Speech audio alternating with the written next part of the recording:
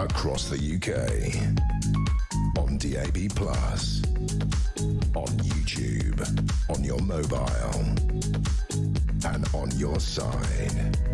This is Talk.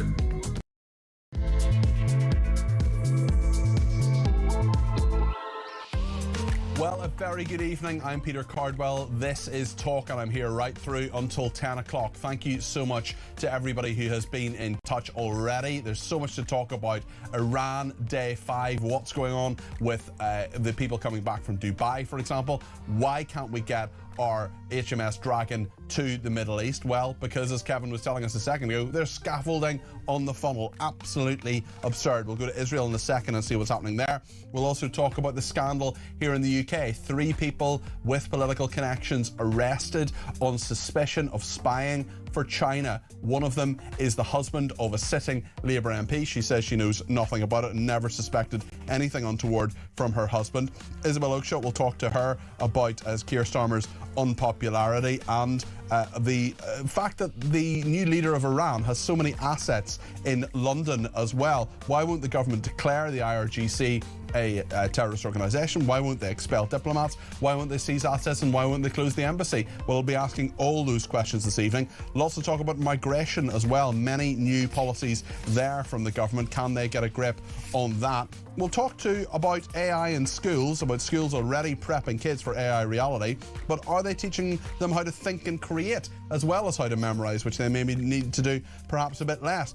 Also, research suggests that having a dog may extend your life. I've got 3 shows in to the new gig and we're already talking about animals, but seriously, there is some very good, very interesting research that says the benefit is so striking when it comes to heart health as well. We'll talk to an animal rights campaigner about that a little bit later on. As always, I want all your calls, text, tweets and voice notes. 0344 499 1000.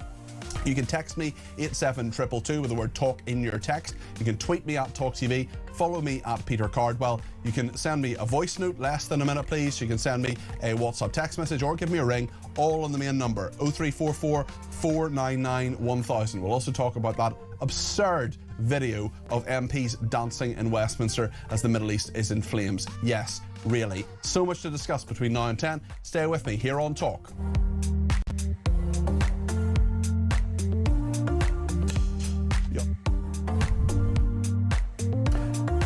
Well, let's go live to the Middle East now to Yotam Confino, who's the Middle East correspondent and author. Yotam, another day of attacks. Tell us what is happening. I was chatting to someone earlier on WhatsApp who's going to a shelter very, very often because we know Hezbollah and Iran are attacking Israel. Tell us what's happening there. Good evening, Peter. Yeah, again, a lot to unpack here in the Middle East. It's been an extremely eventful 24 hours since you and I spoke last. If we start with Lebanon, Hezbollah is continuing to fire missiles at central Israel. They did it simultaneously with the Iranians today, sending millions of people to bomb shelter. And in the meantime, Israel has essentially ordered the entire South Lebanon to be evacuated. There are already more than 80,000 Lebanese civilians who have been evacuated from their homes. And Israel is continuing to pound Hezbollah, both in Beirut, but also in southern Lebanon. And in terms of what's happening in Iran, things are really, really picking up right now. You heard the U.S. Secretary of Defense, Pete Hegseth, saying that essentially they're now going to wipe out everything that belongs to the Iranian regime. They have targeted more than 2,000 different sites. They've dropped 5,000 bombs on Iran just since Saturday. That's just on the American side. They have destroyed 20 Iranian ships. And the Israelis just carried out a wide-scale attack in Tehran on a compound containing both the headquarters of the IRGC, the Quds Force, the Basij Force, which is used to suppress demonstrations, the internal security apparatus. More than 100 planes took part in that particular operation. And generally speaking, Israel and the United States are doing pretty much what they want in Iran. Now, in terms of what Iran is doing, they're continuing down this spiraling, suicidal almost path where they are trying to drag in every country they can into the conflict. They continue to attack the Gulf states, which has led to, of course, both Qatar and Saudi Arabia essentially saying, we're going to respond, Qatar especially so, And Pakistan has now come out and said, and warning Iran that, you know, we have a mutual defense pact with Saudi Arabia. So when you attack Saudi Arabia, you kind of leave us no choice. This is insane that a nuclear power in the Middle East are now being potentially dragged into this. And lastly, the Iranians also fired a ballistic missile at a NATO country, and a ballistic missile flew into Turkish airspace, which led to Turkey, obviously, and NATO shooting it down. But this is basically what they're doing now. They're potentially dragging NATO into this because if you attack a NATO member, you trigger one of the articles that unites NATO. Although we know that Article 5 has only actually ever been triggered once, which was after 9/11, but fascinating that that has happened and that dimension is there as well.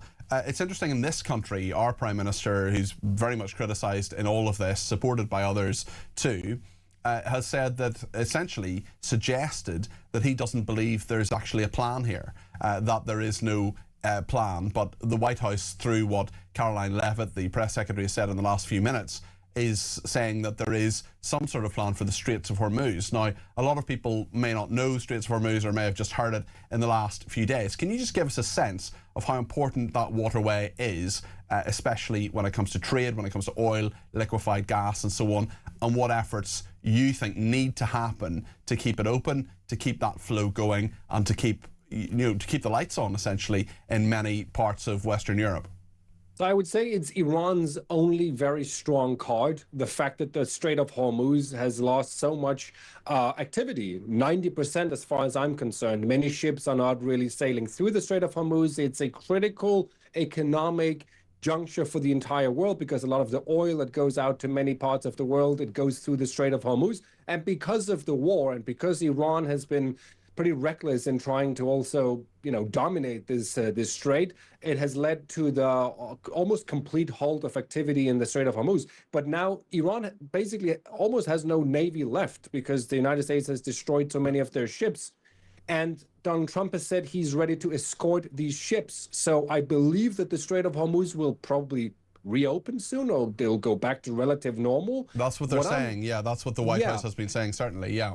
What I'm worried about here is that I don't understand why the Houthi terrorists in Yemen have not gotten involved yet, because they are a direct proxy it's a direct Iranian proxy. They have ballistic missiles. They caused huge problems in the Strait of Hormuz and other areas when they started attacking ships after October the 7th. Plus, they fired ballistic missiles at Israel.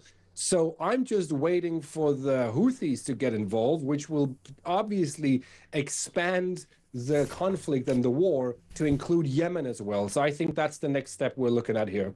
Have Netanyahu and the Israeli government said very much about what their plan is, how they're going to go forward with this?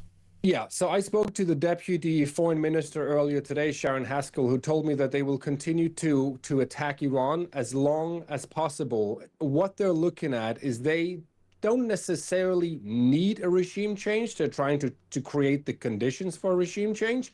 But what's most important for Israel is that the regime no longer poses a threat to Israel. So they will continue until there are no more ballistic missiles or launchers, and until the nuclear program no longer poses a threat. Now, the latter is more difficult because some of it is deep underground. It will take a long time for the United States, in particular with their B-2 bombers, to really destroy the nuclear program. So they're ready to continue until the regime has no more military left. And in terms of what's happening on the ground, we heard that the Americans are talking to the Kurds now. There are some reports about them supporting them militarily. Israel could also start supporting some opposition groups in Iran. I think that's the next step of this whole creating the conditions for regime change that they're talking about. And that's interesting too, if they would be supporting opposition groups, because there are many Iranians here in the UK as well who really feel a real sense of solidarity with the Israeli cause. They've supported so many Israeli supporters and Jewish people here in the UK who are Zionists since the 7th of October massacres, and now the favour essentially is being returned. I just wonder if there are groups within Iran, how Israel would do that. Clearly intelligence plays a big role as well, but what would that look like practically, do you think? I think for Israel, the most obvious thing would be to support the Kurds, because they have a pretty good relationship with many of the Kurds in the region. So if the United States are already talking to the Kurds and somehow giving them support, it would be obvious for Israel to follow suit, to give them whatever kind of support they can. Because at the end of the day, you need an armed opposition that can go in and destroy whatever Israel and the United States are doing now. Even though Israel said, at least one official said, that thousands of Iranian officers have been killed, it still leaves many, many, many thousands of members of those IRGC forces and security apparatus, and they're the ones that are going to be facing whatever opposition might come. So the Kurds, if they're going to be the main opposition group, they need as many weapons as possible. I believe that Israel could potentially, obviously not publicly, but behind the scenes, go in and support them.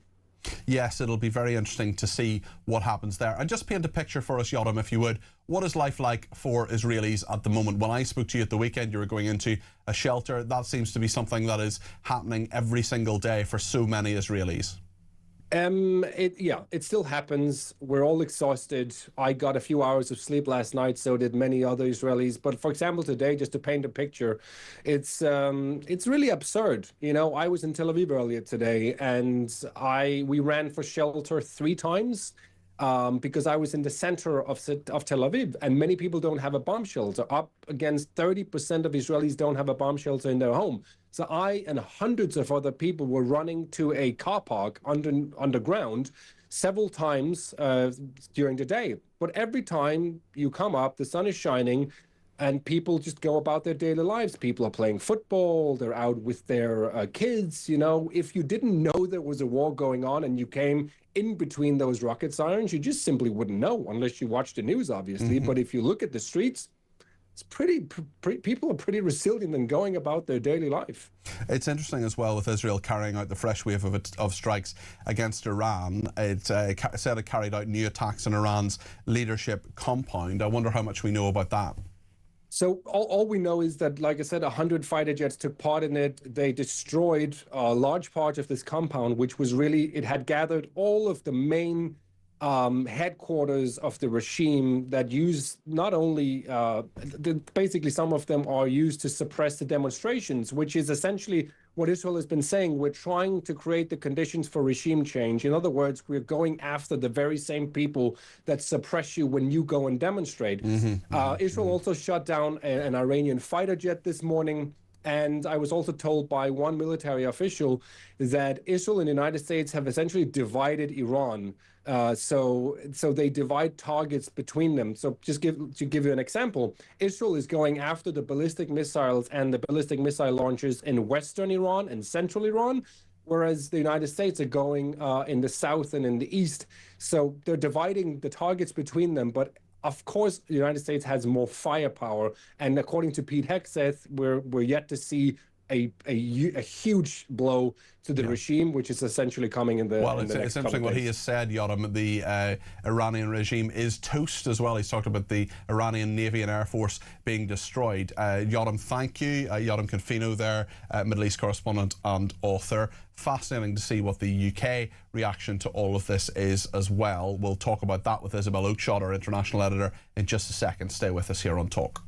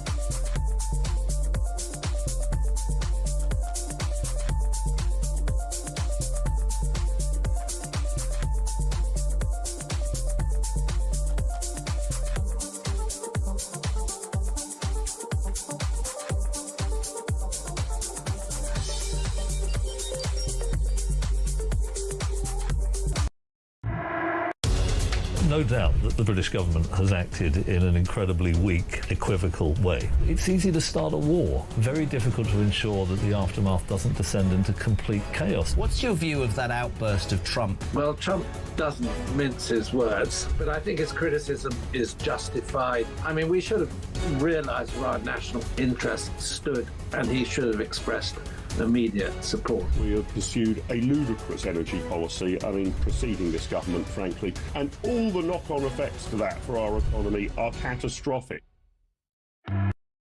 Across the UK, on DAB+, on YouTube, on your mobile, and on your side. This is Talk. Thanks to everybody who has been in touch, including Amanda on the dancing MPs. We're going to talk about that in a minute or two. Haven't we been humiliated enough on the world stage? How has our once proud country come to this? Today's MPs need to take a long, hard look at themselves, says Amanda. Barry said Pete Hegseth was totally out of order celebrating the sinking of a ship by a US submarine. It's an unwritten rule among submariners that a sinking is not celebrated. And thank you to Bob in Surrey, who says we have one ship and we are not ready. Maybe Ukraine could help. Weak Starmer, scared of race riots and losing control, says Bob in Surrey. So much to discuss, and Starmer in trouble with another poll showing a coalition of chaos threatening the UK. We're talking about Labour, the Lib Dems, maybe even the Greens, perhaps coming to power. I want to talk as well about Keir Starmer at Prime Minister's Questions. Let's just have a little look at how heated it got between him and Kemi Badenoch a little bit earlier on today at Prime Minister's Questions. Mr. Speaker, I spent the week protecting British lives and our national interest. Mr. Speaker, moments like this define a leader of the opposition. They can either step up, act in the national interest and show that they're fit to be Prime Minister, or they can expose their utter irrelevance. She has chosen the second. That was Keir Starmer speaking a little bit earlier on today at Prime Minister's Questions. Lots to discuss on all of that and his own position. Isabel Oakeshott is Talk's international editor. Isabel, just give us your thoughts on today, on where we are, Britain versus America. We've had the Churchill, not Churchill comments, which we talked about yesterday. We've had Starmer under pressure at Prime Minister's Questions. We also have a new poll talking about his popularity even worse, minus 50, if you ask favourable versus unfavourable. Well, he said there in Prime Minister's Questions that moments like this define a leader of the opposition. They also define a Prime Minister, although I think there's already a settled view about Keir Starmer across the UK.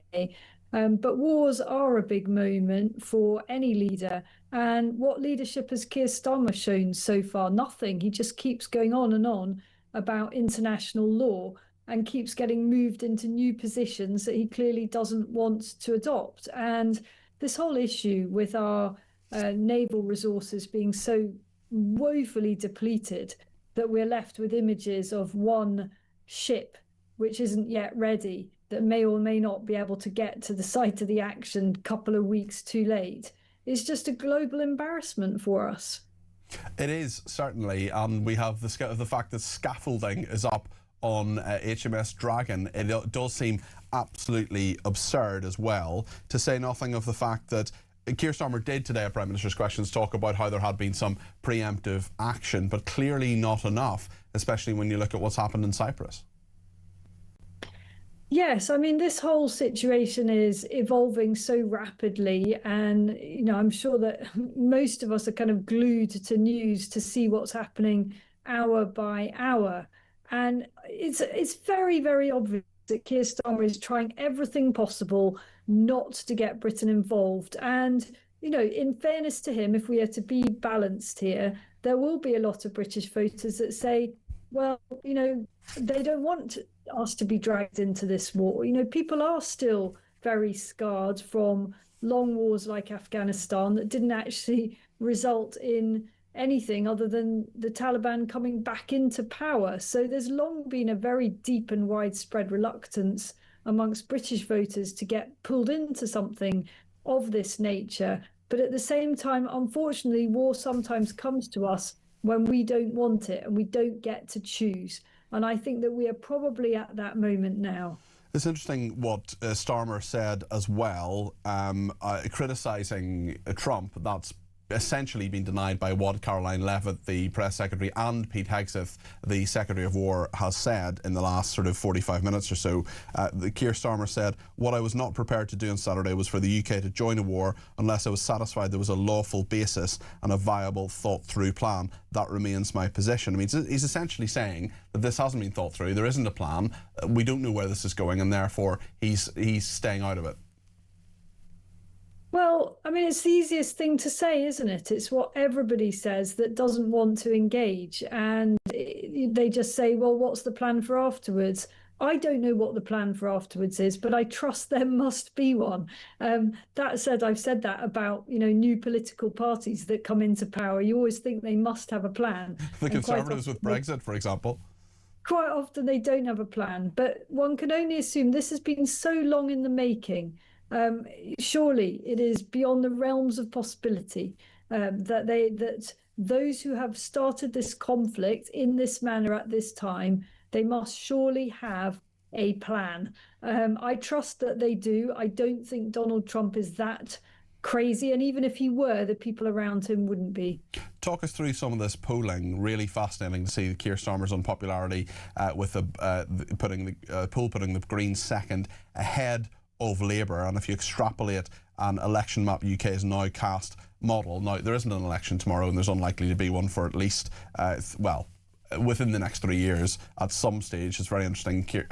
Nigel Farage thinks it's going to happen next year. I'd be sceptical about that.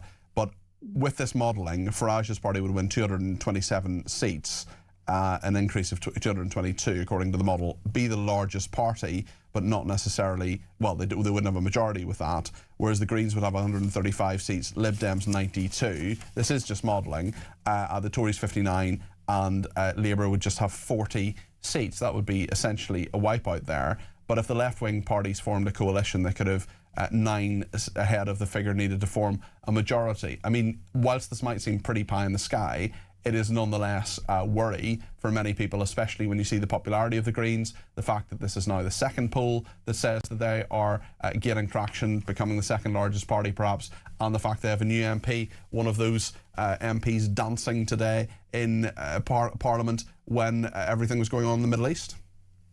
I thought that the dancing was unbelievably tone deaf. I mean, I don't know how many MPs took part in that. I know the way that... It was a good few. Can we get it up on the screen, actually, just while Isabel's talking about it? This was a Strictly Come Dancing session for MPs, and these MPs, mostly female, but a few men as well, dancing in Portcullis House in Westminster. I mean, what on earth can be achieved by that? And especially with everything else that's going on at the same time, Isabel? There's some truly terrible footwear going on there. That's what I'm thinking. Oh, wow. I genuinely thought that when I saw this, I thought it was AI. I actually could not believe it. What a moment to be mucking around like that. I think it was completely inappropriate. It's not because I don't think MPs are entitled to have some fun, but there's a time and a place, and we are at an incredibly serious point in global stability. Obviously we are. So now is not the time for prancing around in Portcullis House, not at this point. In terms of the popularity of the Greens, I've had a researcher up in Gorton and Denton. I know everyone thinks the caravan has moved on. No one's talking about Gorton and Denton right now. But it was fascinating to hear what he was finding as he talked to people up there, asking them why they voted for the Green Party. So many of them didn't have any idea. They were just like, I don't really know what the policies are. I just voted for them anyway. Sometimes people say trust the voters. Voters aren't stupid. But I'm afraid in many cases, they probably are a bit stupid, or they're misled or whatever. But that seems to be something that under scrutiny over a period of time may actually affect the Green Party's popularity. At this stage, so many people don't really know what the Green Party stands for. They think that they stand for just green things. That that was long ago the case. It's not that anymore. Well, certainly with the Islamist infiltration as well. So much to discuss in all of this. Isabel's going to stay with us, and we'll talk to her more as well about another scandal in Parliament, not just dancing, actually much more serious. The allegations that a former, the husband of a current parliamentarian and the partner of a former parliamentarian have been arrested on suspicion of spying for China. Stay with us here on Talk.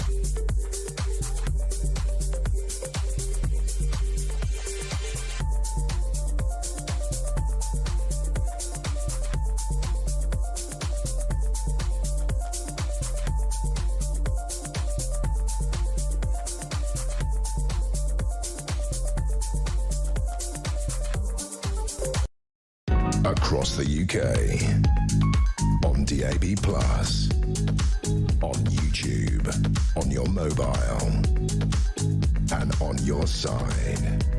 This is Talk.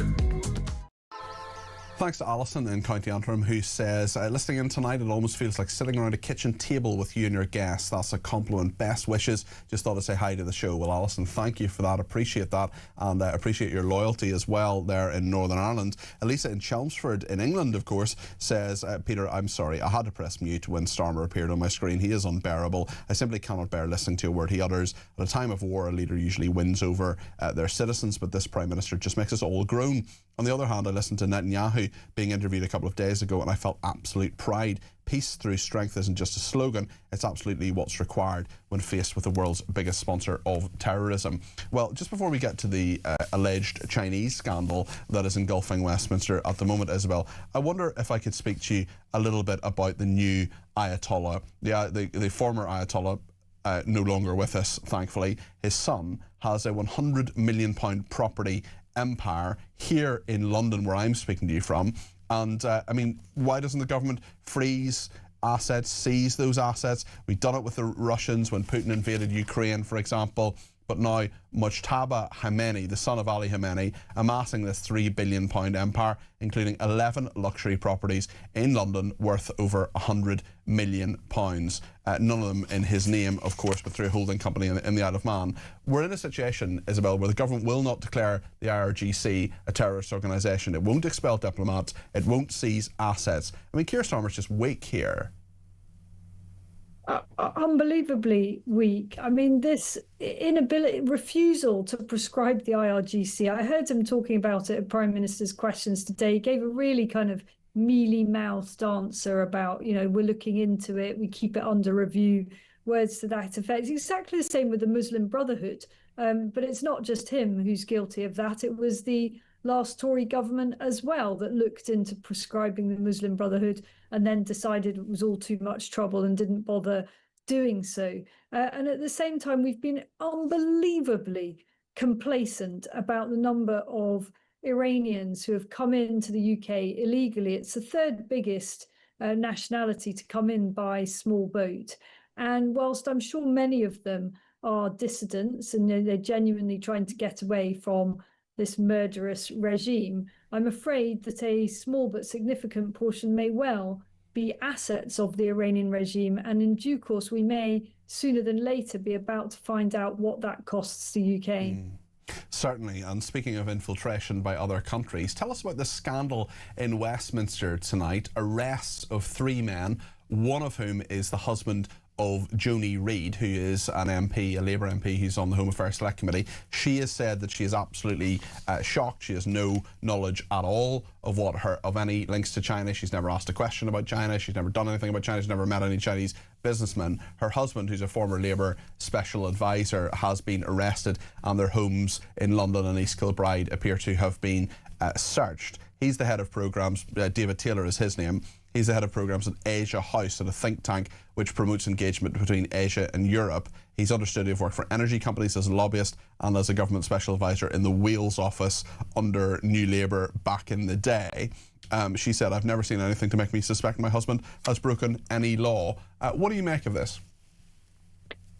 Well, I must admit, Peter, that I'm not in detail across this story. I'm very, very focused on what's going on here in the Middle East. But it does sound worryingly familiar to have these people in close proximity to, well, right in the heart of power, with close links to MPs who are basically working for the Chinese communist regime.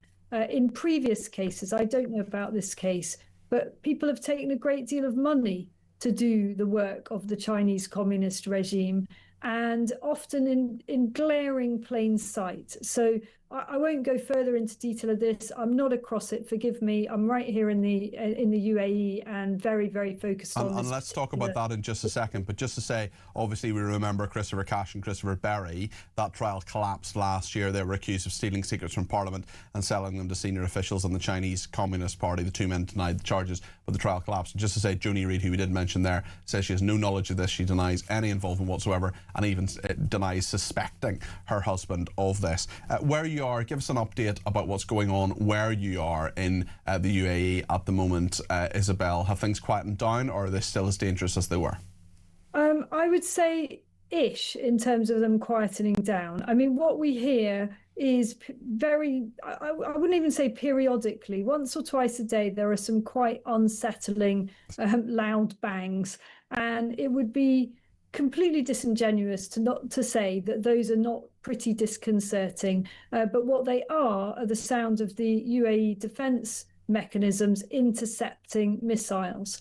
I think those of us that live in the UAE and in Dubai in particular are still quite stunned to find the Iranian regime turning on Dubai of all places. I read earlier today, I haven't been able to verify this, but the claim is, and I think this is coming out of the authorities here, I'm sure they get their facts right, that the UAE has taken more missiles in its direction than any of the other countries that have been hit combined, which seems quite extraordinary to me, given that the two countries do business together. The UAE has not allowed any of its territory or any of its airspace to be used for this attempt to bring down the Iranian regime. So why are the Iranian mad mullahs targeting Dubai? Well, there are a number of answers to that, including to create the kind of global furore that it has indeed created. But I'm pleased to say that most people, I think, in Dubai, who live in Dubai, say tourists are a different category, do feel very well protected. They have great faith in the authorities. And of course, we hope for this all to go away, but we can't imagine that it's going to be over very, very quickly. At the same time, there are signs of some return to normality in the resumption of some flights out of Dubai airport. And you're showing pictures just now of the airport. You were also showing pictures a minute ago of what looked like the marina. Life's gone on as normal. The shops are open, the malls are open, the restaurants are open. People are on the beach, people are out walking their dogs. It is very much life as normal. Yes, and it's interesting, having spoken to Yotam Confino a little bit earlier on in Israel, where he was talking about people going in and out of shelters, but when the shelters aren't, when you don't get the alert to go into the shelter, life just continues. The sun shines, it's people walk their dogs, they just get on with it. So it must feel as if there's sort of worry, anticipation of what might happen, but also people just have to get on with their lives as well, Isabel, even if the tourists do want to leave to some degree. Yes, I mean, I suppose countries like Israel live with this stuff all the time. You know, it's a completely new thing for the UAE. It's never been in a war. So this is a whole kind of horrible novelty. But the UAE is Dubai is a city that never sleeps. It is a very much a 24/7 city. One of the things I love about it, you run out of milk at 1 in the morning, if you're up broadcasting, whatever, someone will deliver that to you in 15 minutes, or you just go downstairs and there'll be a shop open. And that has still continued. Nothing seems to be closed because of this situation. People are still going to work. And it's interesting about those emergency alerts. I mean, we got one in the early hours of Sunday morning, around about midnight, Saturday night, Sunday morning, and haven't had one since. They're very, very localized. Yes. So I know that there have been people that have had them over the past 24 hours in different neighborhoods of Dubai. I suppose in some ways that's both reassuring and not reassuring. It suggests that if you get one, the intelligence is quite clear that something may be headed in the particular direction of your neighborhood. But I think that communication is pretty impressive, actually. Yeah, it's very sophisticated and precise by the sound of it. Exactly that. I'm surprised because, of course, I'm on a lot of WhatsApp groups with a lot of different people, and it's sometimes surprising to see, we had an alert this morning. Well, we actually didn't. So that tells you how precision it is. And meanwhile, the one thing that is unusual is that the children are all online schooling. It is Ramadan at the moment, so they only have half day of school anyway. So they're really only getting condensed hours as it is, and that is being done online. And there's some sort of question marks now over when the school holidays will start. Will they be brought forward to accommodate this situation, or what's going to happen? But while for the time being, teaching continues in a pretty efficient way, I have to say, online. Isabel, as always, thank you. Isabel Oakeshott there, our international editor. Really interesting to hear from you as well. Pete in Hathern says, great show, Peter, thank you. The ship being sent by Starmer is still in Portsmouth Harbour, delayed by painters adopting its name to HMS Dragon. Its heels. What a farce. Sonia says, obviously Starmer relates more to the Muslim community than any other. Lynn in Portsmouth says, I've been listening to the press woman for the USA. Caroline is her name. Yeah, that's right, Caroline Levitt, who's the press secretary for the White House. Lynn, yeah. You two would have the... What? You two would have the most amazing babies. Wow. I think she's happily married. In fact, she's due to have a baby soon, as old Caroline Levitt. Also, the Dragon in Ferrum is being rearmed, says Lynn.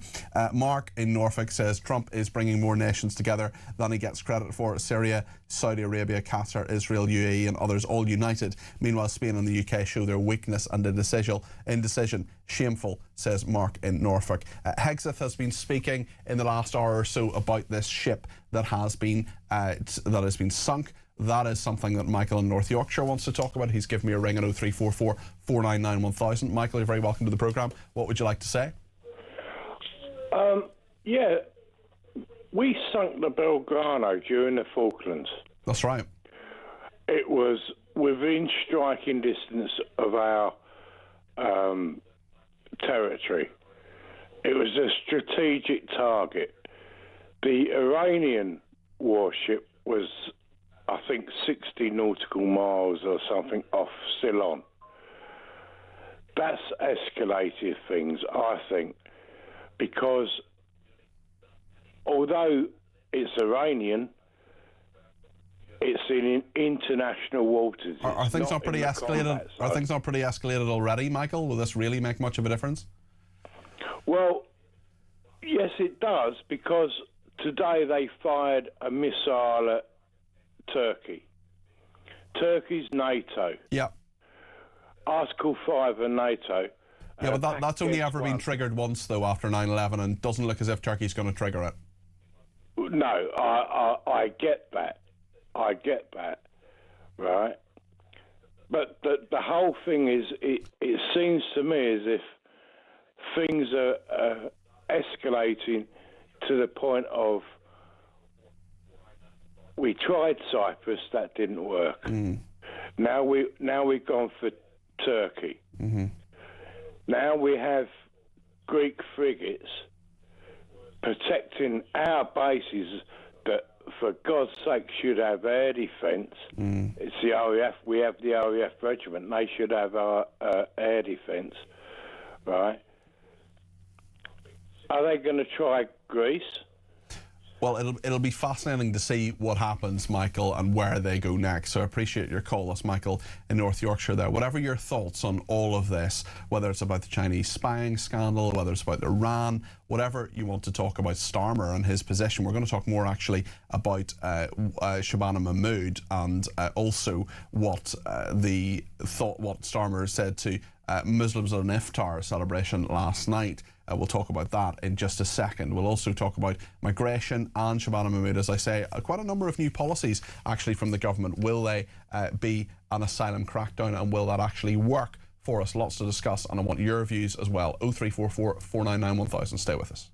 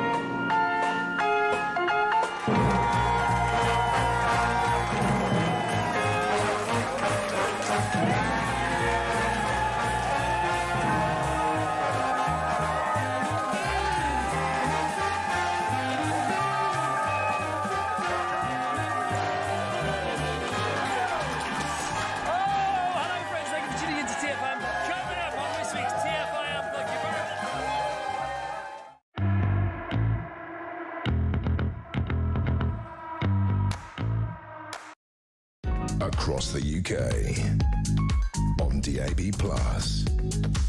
on YouTube, on your mobile, and on your side. This is Talk. Thank you to Tad in Cambridge, who's texted to say, I am firmly in favour of anyone who fights against the massacre of innocent people who merely wants freedom and human rights. That puts me in Donald Trump's camp. Contrastingly, the hapless, clueless Starmer hasn't got the guts he was born with. There's 3 years to go before an election, more than enough time for the public to learn the truth about Labour and the Greens and consign them to the dustbin, says Tad. Well, interestingly, the American attitude to all of this under the microscope, because of what Trump said yesterday about Starmer being no Churchill. We also have new words from Pete Hegseth today, the Secretary for War, talking about the Iranians. This is what he said.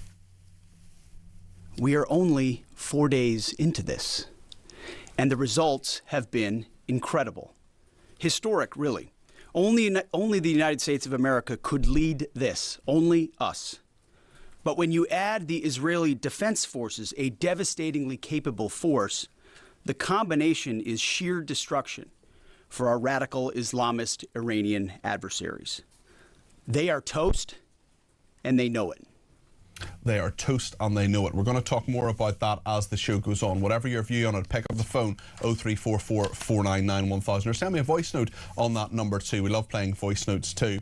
We're going to talk now just for a few minutes about migration in the UK, because the government has a raft of policies, an emergency brake being placed on study visas for people from Afghanistan, Cameroon, Myanmar and Sudan, while work visas have also been stopped for Afghans. This is the first time visa bans, I should say, have been implemented by the UK government. Also, foreign students and workers from 4 countries being banned, and failed asylum seekers who lob in last gasp legal challenge and then do a runner will have their appeals chucked straight in the bin. The Home Office tightening will boot out any illegal immigrant who tries to stall removal with fresh evidence and then absconds. There's a lot on this, and Laurie Wastel, who is Associate Editor of the Daily Skeptic, is with us now. Laurie, thank you for joining me this evening. What do you make of these policies? Let's go through them one by one.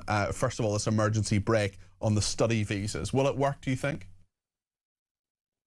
I think it will work to the extent that, with the countries that it's applied to. I think it is a very interesting policy in itself. I mean, we're often told we're supposed to understand the idea of international students, aren't we, Peter, as sort of these, the brightest and best of the world coming here to enrich our economy, perhaps to work in high-skilled jobs and so on. So the very idea that there are people coming in on these visas and then going on to not work in a high-skilled job or anything like that, not even just to pay their fees, but to claim asylum, it is really quite extraordinary. And what are the numbers here? It's about 12,000 people doing that last year. That's out of about 700,000 international students. So I think it's absolutely right to try and crack down on that. And remembering, of course, that the amount of money that someone claiming asylum will cost to the Exchequer is about several £100,000 a year. So again, very much exploding the myth that all of these students are necessarily economic rocket fuel. That said, though, which are the countries that have been targeted? So far, it's just so Afghanistan, Cameroon, Sudan, and Myanmar. These are all countries that where you might think is a bit strange that we were accepting any student from there already, given how these have been war-torn in recent years. So perhaps they're quite liable. And repressive regimes like Burma, which they call Myanmar as well. Indeed. But we do have to say it does speak to similar strategies that Shabana Mahmood has used in the past with these measures, which is she's not actually going after the countries that have the highest numbers of international students claiming asylum. Now, those are, looking at them now, Pakistan, Bangladesh, India, and Nigeria and others. Those represent the bulk of the countries which are using this visa loophole. So it's a good step in the right direction to try and close that. But she hasn't really put her money where her mouth is in order to clamp down on the countries that are using this the most. Let's talk a little bit about the system, about failed asylum seekers who put in last gasp legal challenges and then abscond. They now have been told their appeals would be put in the bin. I mean, many people will wonder why on earth this hasn't happened previously. The government, again, they did this in the summer around August, September time, adopting and implementing and announcing a lot of sort of small, changing little bits of the system. I wonder what you make of this idea particularly, but also in the wider context. Are they just tinkering around the edges when fundamental reform is actually needed? I think that's a good way of putting it, Peter. I think they're noticing some of these loopholes that actually have been obvious to people who pay close attention to this debate for many years. And as I say, trying to take some measures to plug some of them, but broadly, all of the appeals processes are liable to be abused in one way or another to delay these claims. And we operate really with a model, much like the one which says that any international student is likely to be economic rocket fuel. We also operate from a model that assumes that all of these claims are legitimate all the time, and therefore they all have to be processed at great length by the courts and so on, so that there's no abuses. Whereas actually we know the way that these have been being abused for many years. And so it's absolutely right to start trying to plug these gaps, but we need to more broadly than just these small gaps, with one or two bits of tinkering, think about the whole system and the way it continues to be gamed. Let's hear from Shabana Mahmood, the Home Secretary, about securing our borders. This is what she has been saying. I know that the British public expects us to bring order and control back to our immigration system. And as Home Secretary, I will do whatever it takes to secure our borders. Lots of nice pictures of a dog there, a sniffer dog. I mean, do you think this jazzy video is going to convince people necessarily? This is a touchstone issue for so many of our viewers and listeners. It's one of the very top issues politically. I just wonder, looking at polls, looking at how people are reacting to what Labour is doing, whether they're being convinced, in your view, Laurie, or whether the evidence backs it up, that actually Labour are doing something that Shabana Mahmood is tough, because internally she has her critics. Absolutely. And I think part of the difficulty that Mahmoud has is that the more she looks convincing, and let's remember that many of these measures she has said, well, judge me on my record, and that is really yet to be seen. A key one that is not part of the asylum proposals, but is very much an important part of the picture, is her pledges on indefinite leave to remain. Now, that will be very, very important in reducing the numbers in the long term and reducing the effect of that Boris wave in people's communities. But all of that is much more down the line. And the question that she faces at the moment, the difficulty in particular after that Gorton and Denton by-election, is what about the dissent within her own party? We know there have been rumblings for the past year. Every time she shows a bit of leg on this issue to the right, tries to signal her credentials here, there are constant murmurings, and sometimes a bit more than that. We've had Lord Alf Dubs this week criticising her over her asylum policy, the Labour peer. I mean, that's kind of just what Alf Dubs does, though. Really, that's just his thing, really, isn't it? I mean, I suppose, but it does demonstrate. It certainly demonstrates that there is a core, and a hardcore there, and many people who in the Labour Party who aren't happy with Shabana Mahmood. Do you see her as far too right wing? Absolutely, yes. And so and of course the right of the Labour Party has been really taking its hits. Of course, with the departure of Morgan McSweeney recently, there is that broad perception that the reason that they lost to the Greens in that recent election was that they were too right-wing on immigration. And so while all of these reforms to most of the country seem like the right idea, it is actually going to be a very hard sell for Mahmood within her own party, which is a difficulty she continues to face. Laurie, thank you. Really interesting to talk to you. Laurie Whistle there, who is associate editor of the Daily Skeptic. We'll talk to him again, certainly. Tony in Milan says stop all visas from Pakistan, Somalia, Sudan, Eritrea and Iraq as well, says Tony. It's interesting. I just want to talk about the Iran strikes because I know a couple of people want to come in on that. Let's just play this clip, if we can, of Keir Starmer promising Muslims that the UK had no part in the Iran strikes. I'm fairly sure this is from the Iftar celebration that was held in Parliament last night. Let's just take a look at this. But on Iran, I want to make clear the UK was not involved in the offensive strikes of the US and Israel, and that remains the case. That was last night in Westminster Hall. There are many critics of Keir Starmer who say that he's looking over his shoulder at the Green Party, he's looking over his shoulder at Islamist candidates, pro-Gaza MPs sometimes, and really capitulating in many ways to the Muslim community. Not that they're all believe the same thing necessarily, of course, but it's very, very interesting that he chose to use those words and to reiterate that.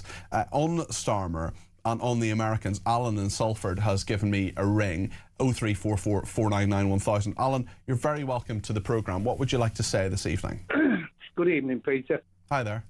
I was sat there when he made that speech a few days ago, when we are not in the attack on Iran and the rest of it. Yeah. And I sat here and I thought, you are condemning the Iranian people. If people listen to him and his, international lawyers, if they stop it now, the Iranian people are going to be butchered. And he's a fool. He's nothing more than a fool. It's terrible. They're killing thousands on the streets. He bombed us 20 times. And, what is he? And Alan, well, listen, I agree with what you say there, and it is fascinating to see Starmer's view here. He's also criticised Trump for not having a plan. I mean, there may not be a longer-term plan, but certainly in the last few days, it seems to have been actually very well planned in terms of these strikes on Iran. They've killed many senior people within that dreadful regime that you mentioned. Yeah, well, I've just watched Fox News, and he's hit over to nearly 3,000, of the regime, of the people who are killing these people. And, to stop now without trying to get a regime change, he would stop it, and he'd want to negotiate. He's a real idiot. Alan, I think so many people agree with you, and thank you for your comments this evening. We have a voice note actually on this too. If the regime, this despotic regime in Iran, managed to survive this and kill hundreds and hundreds of thousands of their people, I will hold Keir Starmer responsible for this, because he started something on this international law thing, where you know what it's like. He's the lapdog of Europe. He'll have all them lot over there talking about this. And if it does stop, the poor people of Iran will be butchered. And I hold him totally responsible for this. He's a... Well, we had to bleep that one. Chris is in Epsom. He's our next caller, 0344 499 1000. Chris, what would you like to say this evening?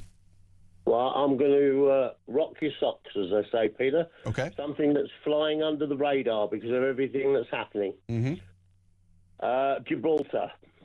Fabian Picardo, the First Minister of Gibraltar, folded his Gibraltar Society Labour Party into the ultra-left-wing Spanish party. Interesting. Okay. On the same day, Starmer came out with the new fluid border. Do you know what? We talked about this in some depth. I don't know if you saw the show last week. We spoke to Mark Francois about this, and I know there have been developments since then, and thanks for bringing them to us, Chris. But really, there are so many people who are very, very worried about this. Again, British sovereignty, the context of the Chagos Islands, and others too. Can I just tell you, because these are the things that you won't know. Go for it. Unless you do a very deep dive. Herma, Starmer, and Felipe Sands were responsible for Chagos Islands. Now, Fabian Picardo is now a part of the Spanish ultra-left-wing party. His advisor for the ICJ was none other than Felipe Sands. They are also now, under this new treaty, Madrid will get a veto on Brits that want to go and live in Gibraltar. And Spain, Trump has said today, I don't know if you've seen it today, Trump has said to Spain today, because Spain has called it a rogue nation. Yeah. And Trump has said, well, we'll end trade deals with Spain. And the EU Commission this afternoon has come out and said an attack on one of us is an attack on all. And it's setting it up for a trade war between the EU and America. Yeah, it'll be. And Starmer's right in the thick of it, pushing with Spain. All right, that's why I believe that it was partly his reason for not allowing Trump to use the bases in the first place, because he's aligned himself with Spain and Picardo. Chris, we've got to go to the news, but listen, thanks for bringing us all of that, and certainly we will continue to talk about that. We're not ignoring any aspect of this, and thank you so much, Chris, for bringing us up to date with so much of that. Brian says, I hope Starmer doesn't rile Trump up too much, or we will all pay for it. We'll talk to Rear Admiral Chris Parry in just a second. Give us your thoughts too next hour.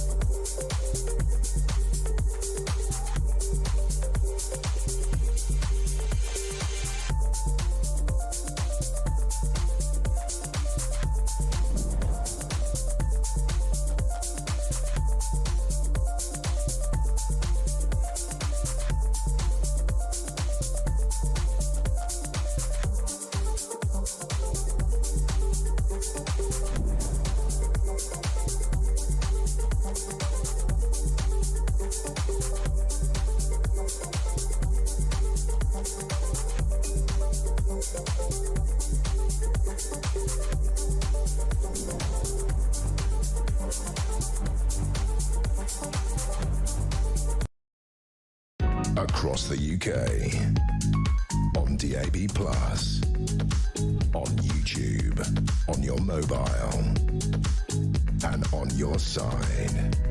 This is Talk.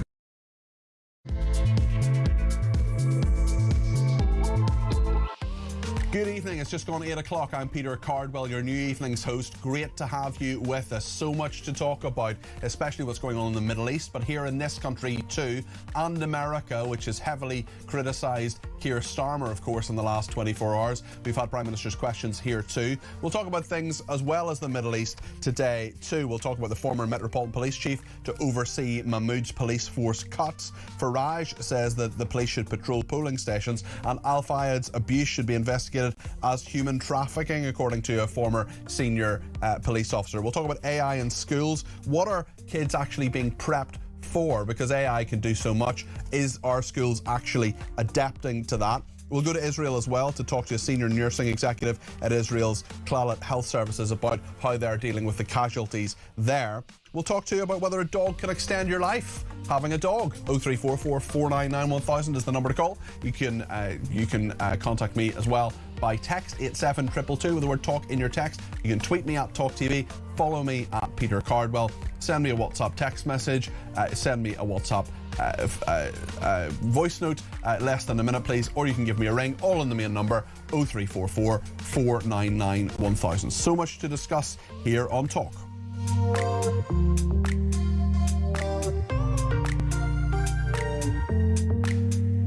Well, let's just remind ourselves what's been said in America in the last couple of hours. Pete Hegseth is the Secretary for War. He said this about the Iranians. We are only 4 days into this, and the results have been incredible. Historic, really. Only the United States of America could lead this, only us. But when you add the Israeli Defense Forces, a devastatingly capable force, the combination is sheer destruction for our radical Islamist Iranian adversaries. They are toast, and they know it. Pete Hegseth there, the Secretary of War in the Trump administration. Well, here in the UK, quite a big clash, certainly a heated debate at Prime Minister's questions earlier on today. As you may know, I'm always in studio at 12 o'clock with Julia. Today it was Alex, but usually it's Julia giving my analysis on PMQs on a Wednesday just at lunchtime there at 12 o'clock. But let's just have a look back at what Kemi and Starmer were saying to one another. They might not like to hear it, but they are going to hear it, Mr. Speaker, whether they like it or not. Is it not the truth that he is prioritising his job security over our national security? Mr. Speaker, I spent the week protecting British lives and our national interest. Mr. Speaker, moments like this define a leader of the opposition. They can either step up, act in the national interest and show that they're fit to be Prime Minister, or they can expose their utter irrelevance. She has chosen the second.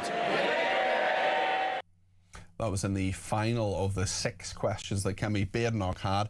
There's so much to talk about, and also the implication, or the inference anyway, that Starmer has said that Trump has no viable plan for Iran. Also in Prime Minister's questions, he essentially said that. He said, what I was not prepared to do on Saturday, first day of the strikes, of course, was to take offensive action against Iran for the UK to join a war unless I was satisfied there was a lawful basis and a viable, thought-through plan. A viable, thought-through plan. Clearly, he doesn't think that exists. That remains my position. Let's speak to Rear Admiral Dr. Chris Parry, former NATO and Royal Navy commander. He's also Reform UK's mayoral candidate in Hampshire and the Isle of Wight. Chris, great to have you on the programme. I just wonder if you, just looking at that, before we get into Pete Hegseth, if we get into just talk about Prime Minister's questions, I wonder whose side you were on, essentially, with Kemi Badenoch versus Keir Starmer in that clash there. Peter, I'm not on either of their sides. I'm on the side of what's going on and what the truth is. And frankly, what's going on in our parliament is irrelevant to what is going on in the Middle East at the moment. We've been put in a position of being complete bystanders, onlookers, and people who daren't look at what is going on. Meanwhile, the United States and Israel is getting on with the job of dismantling this appalling regime that has terrorized the world since 1979. What sort of a job do you think they've done so far? Do you agree with Pete Hegseth, the Secretary of War in America, to say that they're toast, the Iranians? Because it's been interesting, and I wonder what you think about this. There's been changing views on exactly what the end goal is here, whether it's a regime change, whether it's de-arming them in a nuclear way. Just give us your analysis of that, Chris. Okay, so I think what the Americans are trying to do is induce regime change. There's no doubt about that. And so what they're doing is dismantling the ability of the Iranian regime to do harm externally. They've destroyed the Navy utterly, including that torpedoing of that frigate off Sri Lanka. I don't think the Iranian Air Force exists anymore, and I think their ability to even interfere with what's going on in the air just doesn't exist anymore. So that leaves the army, basically. And I think what the Americans want to do is make sure that the army turns on the Iranian Revolutionary Guard Corps. And I've said on many times before that if you think of the Iranian regime being a bit like Nazi Germany, the IRGC are the equivalent of the SS. So what they're trying to do is get the Wehrmacht to turn on the SS and do basically the ground job for them. Once that happens, they think the people will rise up and overthrow the regime. That's my understanding of what it is. Do you think that's realistic? Yeah, I think it is. When you consider that probably 68% of the population is under 35. Yeah. About 70% of them are on very low levels of dollars a day. They're waiting to be liberated. And we've seen tens of thousands of them defying this horrendous regime, coming out in the streets, many of them being killed for those efforts. I spoke to an Iranian woman in the UK yesterday talking about her family. She would just give me a desperate view of what's happening and how desperate people are. It'll be fascinating to see what happens. To bring it back to the UK just for a second, you say that what happens in Parliament is irrelevant. I wonder about our armed forces and whether they're relevant here, because of course there has been some defensive action, but when you have HMS Dragon that is still in Portsmouth, I mean that's just embarrassing, isn't it? Peter, you and I have been talking for years about how rundown our armed forces are, particularly after... Here's the evidence. Yeah.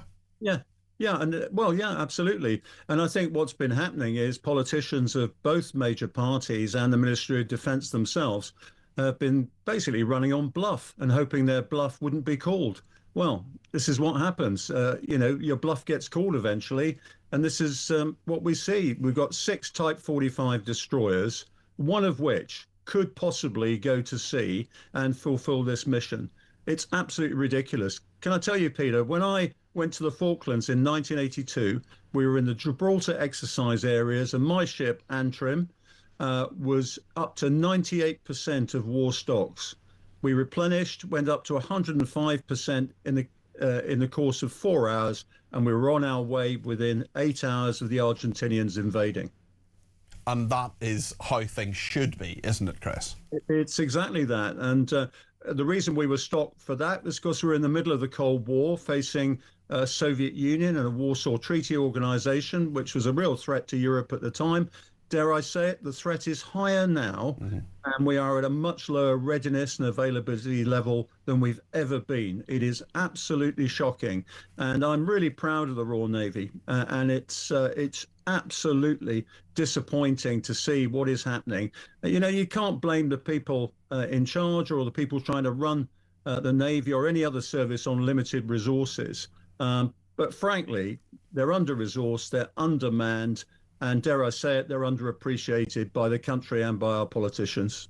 Tell us your thoughts on some of the other countries that are being attacked. We know we've talked about Cyprus over the last couple of nights. We've also talked about today a little bit about Turkey, a NATO country. They haven't triggered Article 5. It looks unlikely they will do that of the NATO Charter, which would, an attack on one is an attack on all. I just wonder, given the not quite scattergun approach, but the fact that there's so many different regional players and some not even quite in the region who are involved with this, where you think it goes now? Well, I think, Peter, what we have to understand is because of the decapitation of the regime, the authority to launch these drones and missiles has been delegated right down to the unit level. So a lot of these commanders are just firing things off on their own initiative. And the problem is it's so random, you don't know where they're going to hit next. The reason why Turkey and the others haven't reacted strongly is because of that. They know that the government of Iran probably isn't directing it. And if you remember, President Erdogan actually sent his condolences when the Ayatollah Khomeini was killed. So we've got all sorts of layers of sympathy and hostility here. All I can say is that the Gulf states have done incredibly well with their air defense systems in bringing down the drones and missiles that have been aimed at them. So their investment has really paid off. I have to tell you, the United Kingdom could not do that itself. We have no ability to knock down drones and ballistic missiles in any way, shape or form. And that is shocking too. I can tell you when I was in the Ministry of Defence 20 years ago, we were saying we needed defence against drones and missiles in the UK. And again, in a democratic state, electoral politics takes over. Let's defer it down the line. The only thing we're really interested in is how many votes does this bring us? Yeah. I would suggest that there are now votes in defence where there haven't been votes before. That's a very, very interesting point, actually. You mentioned Erdogan there and his solidarity with the very, very timely passing of Ali Khamenei. We also had Antonio Guterres, the Secretary General of the United Nations, who a few days ago celebrated and sent his good wishes to Iran because of the anniversary of their revolution. I just wonder, I mean, the phrases and the names I've heard so little in the last few days have been NATO, the United Nations, even the Board of Peace, and these sort of supranational organisations. Are they actually relevant in this context and in this conflict at all, given what Trump has done and what Trump and Israel have done together, do you think? Peter, it's a really good point. I believe we're in a world of muscular nationalism now. And across the world, not just the totalitarian states like China and Russia, but also Argentina, Italy, Turkey, United States, are all adopting what I call muscular nationalism now. And I think take it beyond that. I was talking to Jacob Rees-Mogg today at lunch, and we actually discussed the fact that the whole issue of left and right is disappearing now. Yeah, well, you're seeing that in your own party. You know, you're seeing people, the lazy sort of Westminster bubble kind of thing is to say, oh, Conservatives are going to reform. There are loads of Labour people, there are loads of people on the left, loads of people in the red wall as well who are going to reform UK as well. They're picking people up from all sorts of different places, and this idea of left or right is basically dead. Yeah, and I think what we're seeing is a dividing line now between who wants to be British and basically stand up for Britain and its institutions, and those who want to cling to these outdated international organisations like the EU, the UN, and all these other things. And I suspect, Peter, that the next general election will be fought entirely on the lines of, you know, are you wanting to be a proud Brit, or do you want to still pander to these foreign, corrupt and generally inefficient organisations? And not just those, but actually foreign interference in so many ways, not least Islamism, which of course is caught up with so much of what's going on in the moment as well. That's a whole other discussion. Chris, for the meantime, thank you. Chris Parry there, Rear Admiral Dr. Chris Parry, former NATO and Royal Navy commander. He's also Reform UK's mayoral candidate in Hampshire and the Isle of Wight. Just want to play a couple of voice notes that are coming in. You can send them in dead easy, same way you send a voice note to anybody, friend, family, whoever. You just send them to 0344 499 1000. Keep them less than a minute and we'll play them out between now and 10 o'clock every night this week. Dan has been in touch on HMS Dragon. You go back a few months when Keir Starmer stood up and vowed to stand up against the aggression of Russia, put boots on the ground in Ukraine.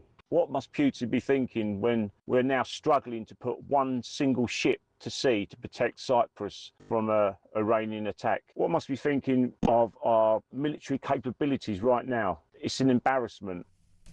David has been in touch with a voice note on Hegseth's comments on Iran as well. Is this the end of NATO? Going off the last press conference by Hegseth, America's doctrine is that they will only ally with the willing and the capable. Now, the UK has shown itself to be neither willing nor capable. Spain is also not willing nor capable. It seems like France and Germany have read the room a bit. Israel, on the other hand, has shown itself to be willing and capable, as has the KSA, Bahrain, Qatar, and the UAE. So is the Islamic Republic of the UK going to find itself very lonely soon? David, brilliant voice message. Really, really good. Hits the nail on the head in so many different ways. Enjoyed your joke, although sadly some will not see it as a joke about the Islamic Republic of the UK, given the way some things are going to some degree and the growth of Islamism here. It's disgusting and very, very worrying, including in the Green Party. David, I really thought that was a superb voice note, so thank you for it. We're going to talk in just a second about matters domestic. Peter Blexley will join us, the former Metropolitan Police detective. This is about police force cuts, possibly merging different police forces. Also Farage talking about police patrolling polling stations, given the family voting allegations that didn't come from Reform UK, they didn't come from any political party, they came from independent observers. People like, oh, you know, the left is saying, oh, this is racism, this is something that's overcooked. Well, no, it's not, because you had independent people whose job it is to monitor elections around the world who saw family voting happening, this practice where the man goes in with the wife and tells the wife how to vote. Also, huge amount of postal voting, which I totally disagree with. I don't think there should be any postal voting whatsoever unless you're elderly, infirm, disabled, you know, away on holiday or something like that, and it's unavoidable. I think it's disgraceful that people in England in particular can simply just decide not to go to the polling booth and just say, oh, I'll just have a postal vote. I'm sure there are many viewers and listeners who've done that over the years. I'm sorry, I don't think you should be able to do that. I think that's wrong, especially when there is so much fraud out there. If you disagree with me, that's okay. Lift the phone, let me know why. 0344 499 1000. We'll talk about Mohammed Al-Fayed as well, about his horrendous abuse and should it be investigated as human trafficking. A former senior Met officer says so. Lots to discuss. Get in touch, 0344 499 1000. Blexley next.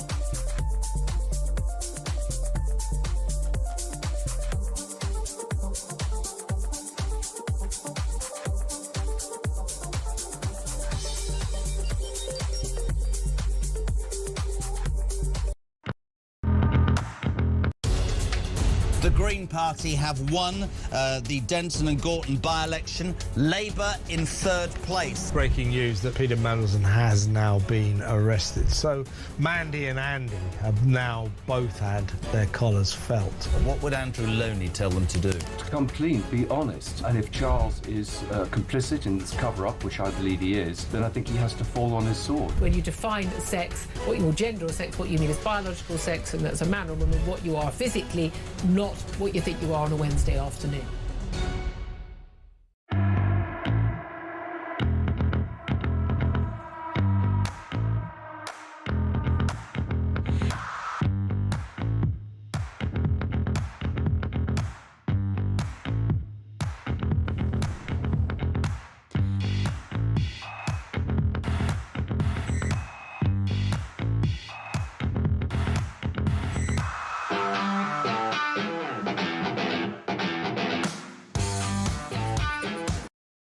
Across the UK on DAB+, on YouTube, on your mobile, and on your side.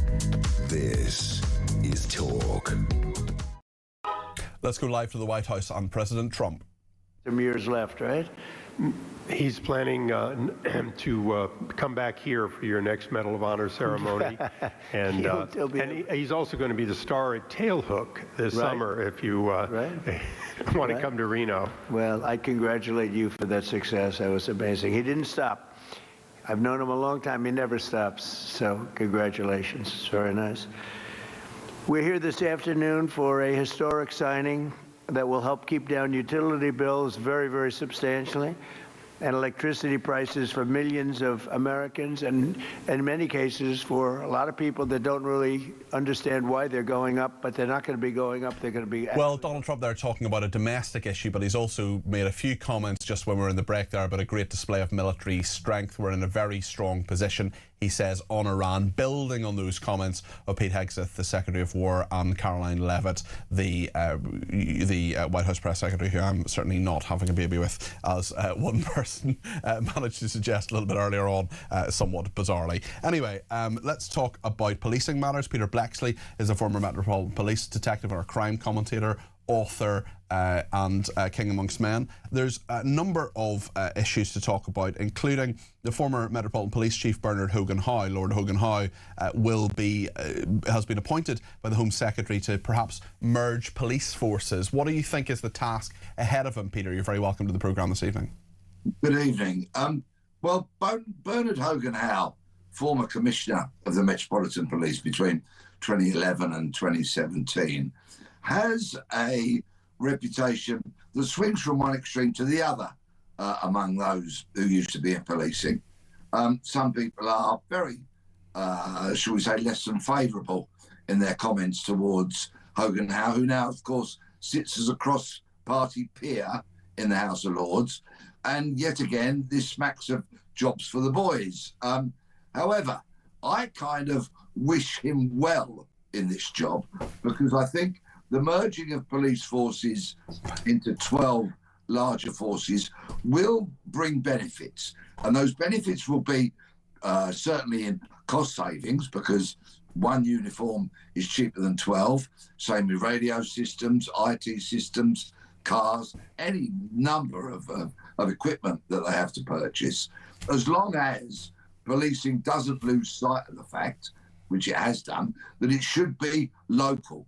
It's all about communities. The occasions when police come in, the public rather, come into contact with the police, it's local police they have connections with. They very rarely, if ever, encounter specialist squads, specialist units, and such like.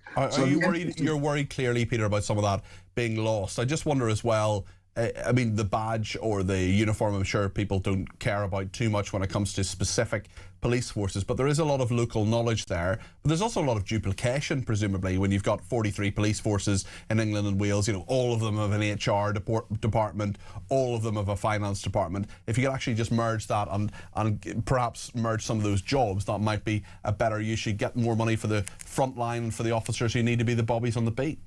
Absolutely. And the intelligence gathering about criminals, because of course criminals don't care about county borders. I live on the fringes of the Metropolitan Police District and Kent Police District, and if the Met Police are pursuing a stolen car and it drives into Kent, those two forces, their radios are not compatible.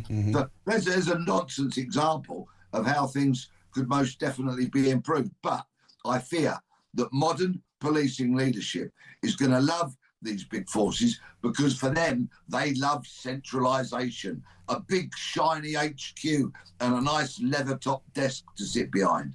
And they've got to get away from that and make sure that even if they're big forces, their focus remains very much local. I wonder if we could talk a little bit about what Nigel Farage, the Reform UK leader, has said about his belief that police should patrol polling stations. This comes after allegations of fraud and family voting in Gorton and Denton. This has been a problem for a long time. There's also been a lot of fraud through postal voting for many, many years. I don't think there's a proper grip of this, actually. And there's a huge amount of postal voting, far more in England than there is in my native Northern Ireland, where postal vote is a very difficult thing to actually get. Whereas Reform UK in the last few days have said they want to change all that. Nigel Farage is absolutely spot on. This family influence over voters is so important that a new bill was introduced in 2023 outlawing it. So it's a crime. And you know what? The police used to be posted to every polling station on election day. And so that should happen again. They're absolutely spot on the money with this. Get the police in there, get them watching, get them stopping it. And if it does happen, blooming well arrest them. Certainly every polling station in Northern Ireland would have police officers, but that's obviously different in the rest of the UK. Also, this news in the last few hours about Mohammed Al-Fayed, the suggestion that the abuse that he committed should be investigated as human trafficking. A former senior Met officer has said. Just bring us the latest on this, Peter. Yeah, well, Operation Corn Poppy, which is investigating allegations by victims into the behaviour of the late Mohammed Al-Fayed, his brother, and basically that whole kind of Harrods cabal, if I may. Of course, Harrods is under different ownership these days. Yes. They're very, very serious allegations that include some women claiming that they've been trafficked from one country to another for the purpose of sex abuse. And the whole concerns here are that the Metropolitan Police's current operation is operating with too narrow parameters. It needs to be broadened out so that it can take into account the international aspects of this potential and alleged sex trafficking. But there's a much, much bigger point here for me. With the recent investigations and arrests that we've seen of Andrew Mountbatten Windsor, Peter Mandelson, I know they claim they've done nothing wrong, but the searches of their properties, looking into Al-Fayed, we've got a problem in the UK with the elites, whether they be political, showbiz, business, policing. There's a problem with the elites. They need to be addressed. We need a new nation order whereby public service remains public service and not self-service, and the standards of common decency, which don't cost anything, and having a firm relationship and a grip with telling the truth, are things that should be taken for granted among those elites, but sadly, amongst many of them, seem to be in very short supply at the moment. I couldn't agree more, Peter, and I don't know whether you were on stage last night with your nationwide tour or whether you perhaps saw or heard about our Talk exclusive last night about Bracknell Council, about the fact that there was a council mayor and her consort. The consort was the son. He was, I expect you're familiar with the story, the son was had raped a 15-year-old. He's a paedophile. His mother had attempted to cover it up, telling him in Urdu when the police arrived that he was to go upstairs and hide the phone. Then we had the spectre of two other Labour councillors, it happened to be, who did a crowdfunder for their legal fees, thinking they were in great peril with their legal fees. And one of the councillors who's now resigned, the other one who's suspended from the Labour Party, and he was the cabinet member for children and young people. So what we were talking about last night on the programme absolutely meshes beautifully with exactly what you've said there, the common sense that you've talked about there, Peter. Yeah, sadly, I missed it last night. I was on stage and I will be again tomorrow. But, you know, good manners are free. Telling the truth comes at no cost. It's usually the lies that are very expensive. Yes. But although we live in economically challenged times, raising the bar, reinforcing standards and values that so many, the overwhelming majority of your audience, abide by every single day, telling the truth, being decent, being honest, abiding by the law, all of these things need to be reinforced into our society because we're losing them very, very rapidly. Yeah. And we're becoming increasingly lawless. Decent manners, honesty, telling the truth, things that cost nothing and yet are priceless. Peter, where are you on stage tomorrow night? Swindon. Yeah, looking forward to heading down there tomorrow morning. Excellent. Have you driven much in Swindon yourself? My dear wife, no, I haven't, no. But as you know, my wife, Sarah, she's the driver on this tour. she's racking up thousands and thousands. I'm sure she is. Well, Swindon has the magic roundabout. I don't know if you're familiar with this. There's five mini roundabouts that are on the outer bit of a large roundabout. I think whoever came up with it was probably on glue. I just wish you all the best getting past the magic roundabout. I lived in Swindon on an election campaign many moons ago, and the magic roundabout is a sight to behold. So I wish you all the very, very best. What if people wanted to get tickets for your tour, Peter? What would you suggest they do? Because it's going on for some months, isn't it? Oh, until the end of November. I've still got another 130 theatres to visit and deliver my show. But audiences are loving it, and the feedback I get is deeply flattering and absolutely uplifting. So if people go to entertainers.co.uk, put my name in, and all the shows come up there. But please get in early, because the majority of them are selling out. Marvellous. I've got my tickets already for your show in Belfast, so thank you, Peter. Much appreciated. Peter Blexley there, former Metropolitan Police detective and our crime commentator here at Talk. Tan is in Dudley and has some thoughts on the war in Iran. Tan's give me a ring on 0344 499 1000. You're very welcome to the programme. What would you like to say this evening? Oh, hello, Peter. Hi there. I've actually been to that magic roundabout in Swindon. It is quite weird, isn't it? And fascinating. Yeah, yeah. It's weird. Did you get round it okay? Different directions. Yeah, I mean, I went on it 3 times just to make sense of it, and I finally cracked it. Excellent. Well, I lived there for, I think it was 6 weeks or something. I'm not sure I ever cracked it, but there we are. Well, I worked at the hospital nearby, Great Western Hospital. Yes. Anyway, this war. It's just really, really scary. It's so. My son was asking me last night as well, Dad, what's going on? It just doesn't feel right. And I said, look, you don't want kids to see this on the screens. And no matter how much you try, you can't help it. They will see it. And it's like so many countries which you would never imagine, which have been involved in war before, are now dragged into this war. And it's happened all of a sudden. Do you think it's the right thing to do, Tan? I agree with you. It's scary, it's worrying, it's certainly something we need to keep across and know about and learn about. I think it's justified. I think it's the right thing. And if it leads to regime change in Iran, I think that's the right thing. Yes, there are lots of horrible things happening and lives lost on both sides. Of course there are. I'll shed no tears for Ayatollah Ali Khamenei and his mates. But do you think it's the right thing overall, Tan? I think there's always room for diplomacy. Diplomacy should never, ever be put on the side. But what has that achieved with Iran in the last few years? That's my question. Well, the war won't achieve anything either. And it might achieve regime change. We don't know yet. We don't. That's the exact point. But Khamenei is dead. I mean, that's a good thing. The world is safer as a result of that. I think the world would be much safer if we had all parties sit down and deal with this diplomatically. But they did that, Tom. They did that. Yeah. Unfortunately, we were sold these things during the Iraq War as well, and we all know what happened after that. Now, I must be honest. I stand on a non-biased point of view. I'm not taking anybody's side. The world disputes and wars are not a new thing. They've been happening throughout human civilization. Yeah. And unfortunately, this is not going to be the last one. But one thing that has been, one thing that needs to be known, one thing that should be looked at is never, ever give up on diplomacy because diplomacy is very, very powerful. War, of course, Tan, is a form of diplomacy too. It's just a very, very different form. But Tan, listen, thank you for your call from Dudley. Graham has been in touch. Said, good evening, Peter. I'm in Scotland. I have a postal vote that I took for health reasons, particularly during COVID. I recently renewed it, but having seen and heard of all the irregularities, I'm going to cancel it and just make that extra effort to do it in person now, says Graham. Well, Graham, good for you. And certainly if you're well and fit and well enough to do it, I think it's just such a small thing. It takes such a short time to go to the polling station to vote in person, and to do that. It's our democratic duty. We should all do it, and it's a privilege as well that people, for example, in Iran don't have.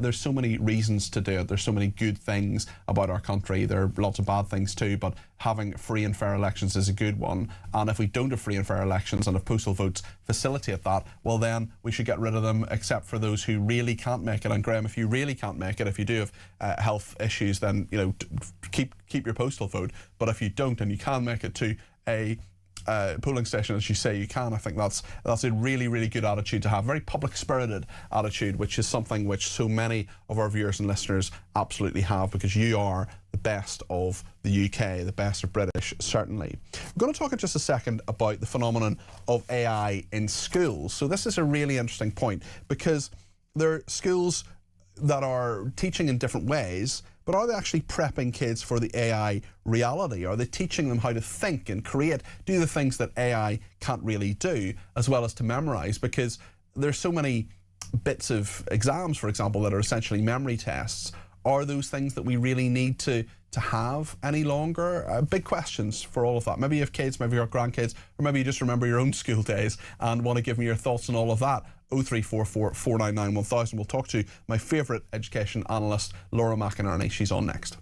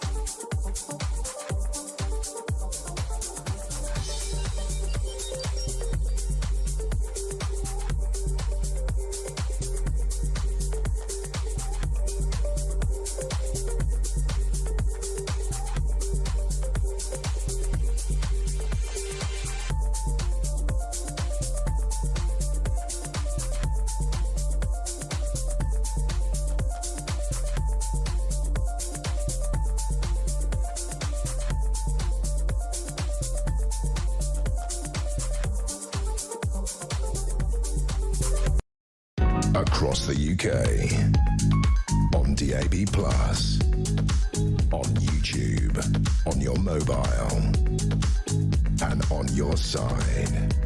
This is Talk. Let's talk about artificial intelligence in schools, because it's being used more and more. In fact, I was kind of horrified recently when I heard about the different ways AI was being used to kind of track pupils and their attendance and their behaviour and all the rest of it. Laura McInerney is the co-founder of TeacherTap, former teacher herself. And I suppose the issue I'm interested in is, given that so much is there that we don't really need to memorise anymore, and schools and a lot of exams, traditional exams anyway, are to some degree a memory test. They're tests of skills as well too, of course. But are schools really pivoting? Are they teaching people how to think and create and preparing them for the jobs, adapting essentially, because AI is going to change the world of work to such a degree? I just wonder how you think schools are coping, Laura.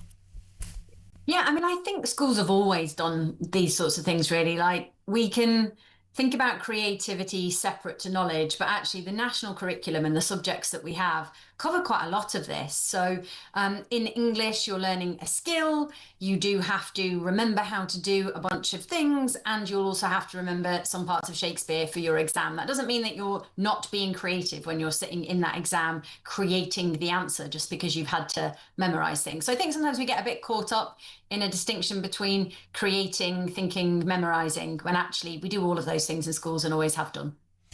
With AI, how are schools coping with this? Are they adapting it, bringing it in? I've heard of a few schools perhaps using it too much, and I wonder, I often wonder I remember one head teacher who once said to me, just because we can have, for example, computers doesn't necessarily mean we should have them, because actually learning can be helped by them, but we can be a slave to them too. You know, every child having an iPad, is that a good thing?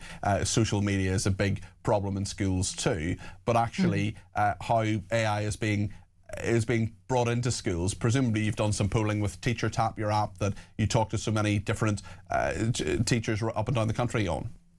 Yeah, I mean, the thing they don't love is when the students use it and they shouldn't be, right? Yes, so yes. Even last year, we had around half of secondary teachers saying they'd had some homework in, which had been done by ChatGPT when probably it shouldn't have been. So they don't love that. In terms of using it in classrooms, there are some applications, but as you say, just because students can do something using AI doesn't necessarily mean that they should do something using AI. There's a brilliant education thinker, Daisy Christodoulou, and she has this phrase, cars are faster than humans, so should we stop teaching PE lessons, right? We don't say to students, right, just because you can hail a cab, what we're going to teach you to do is get on an app, get a car, get them to drive you around the field and then give you a medal for it. So there's like different distinctions in these things. So that's one side of it. Myself, I've actually gone back. I'm teaching a couple of days a week at the moment. I didn't know that, Laura. That's great. Yeah, but I'm actually gone back to teaching adults this time. So I'm teaching kind of 18 to 55-year-olds. And it's been really interesting watching them as well, because we were supposed to give them this big talk in which we were saying, oh, you know, you can't use AI for your assignments. And a load of them just didn't know what it was. And then actually, when they did learn about it, if they didn't have great reading skills, it's really hard to keep up with the output of these things. It chucks a load of words at you. And if you don't know what it's telling you, if you can't read quickly, then you can't really use it anyway. So I think the bigger issue is we've got to get everybody the skills that they need, the kind of reading, the writing, the maths. Yes, if they can use AI, great. But, you know, our bigger issue is probably going to be a digital divide, I think. And are you seeing that digital divide in the students you have now? Yeah, exactly. But not just with AI, but in different ways too. Yes. So I found it fascinating because, again, I thought my sort of 18 and 20-year-olds would be amazing at using their phones and their devices. Actually, they're not anywhere near as good as I was expecting. They're really good with apps. But general literacy of IT is not always that great. If people know exactly what they need to hit and the buttons they need to hit, then great. But if I say to people, and be interested to hear from your viewers, whether if I said to you, go to a website, could you do that on your phone? Lots of people, it turns out, can't. They can go to apps, but they can't necessarily navigate the internet. If they've tried AI, did they actually just find it threw a load of random information at them and they couldn't pick it out? Well, the problem I have when I'm researching stories and my producers are helping me research things is AI is often wrong. You know, I'll put something into even something like Google, which will give you a bit of AI at the top of it, some fact or something about Parliament that I basically know but can't remember exactly, and AI will come up and often it's wrong. Exactly. And we're also finding that one of the big issues in schools is that parents are using AI to write complaint letters in to leaders. This is the one that comes up the most often in terms of the AI conversation. And unfortunately, all the rights that the parents think they have because AI has told them they've got them are often not real. So we've got the students using it for homework. We've got other students not using it because they can't use it. And then nobody seems to know whether the information is correct or not. So look, there is a role for making sure that people know about information, know about what AI is, and can pass that information. But really, a lot of it still comes back to reading skills, writing skills, and the basics. Really interesting to talk to you. As always, Laura McInerney there, co-founder of Teacher Tap, and now a teacher again. She has so many fantastic stories about her career, and she's been a really brilliant journalist and contributor to my programmes in the past. 0344 499 1000 if you have some thoughts on what she has to say. Maybe you're one of these parents, sharp-elbowed parents who are using AI to put complaint letters in. Kevin's in Basingstoke and wants to talk about postal votes. Kevin, you're very welcome to the programme. What would you like to say? Jacob Rees-Mogg admitted that photo ID was brought in to stop people voting for Labour. And I think Reform UK are doing the exact same thing with scrapping postal votes. Because in the last general election, 32% of Labour's votes were postal votes, and I think 27 were Conservative. And there are a huge number of postal votes, and I really worry about this. Also, you can vote before, in weeks beforehand and so on, and sometimes not having the full issues at hand. There's an awful lot of it. I think far too much. Only 14% of postal votes went to Reform UK. So if they scrapped it, it would be a massive benefit to them. I think why they're doing it. Well, it's very interesting that Reform UK think that, and at least they're being transparent about it, I suppose so. But the point is that even if it's of benefit to them, Kevin, we're still in a situation where if people are voting fraudulently, they shouldn't be doing it no matter what the outcome is. In the last, I just looked online, they said a 5-year period up to 2023, only 2 people or 5 people were prosecuted for voter fraud. That doesn't mean it's not a huge problem. Well, it means, well, it doesn't mean it isn't a huge problem, but it doesn't mean that it is a huge problem either. If it wasn't a huge problem, it'd be more than 5 people, wouldn't it? Not necessarily. The police may just not devote resources to it, Kevin. So maybe they don't. 84 people were. There was 84 sort of allegations to the police. 84. Well, I think there should be a lot more, because I'll tell you what happened in Northern Ireland. We had a situation where the electoral roll just continued. Then you got a form every 10 years, and you said, this is, or I think it was perhaps more often than 10 years, and you said, these are the people living in my home, and it was very, very rarely checked. Now you have a single form per voter. It's signed by that voter and validated, and the number of people who went off the electoral register was tens of thousands. And there may not be a lot of... It's an absolute lie to say that they're doing it because of fraud when there's no evidence whatsoever there is any fraud. It's a complete lie. There is evidence that there is fraudulent voting. There's evidence of family voting. There have been a number of cases in regard to postal voting and the fact that they stack them up and they vote them. And like Reform UK may be a net beneficiary of that.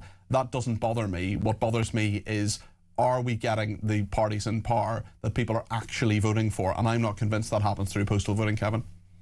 Well, we don't get the people we want in power anyway, because I think Labour got 34% of the vote. It's around that, yeah. I think it's 34. So you'd be a proponent of proportional representation? Yeah, the vast majority of people end up with a government they didn't vote for. That's wrong.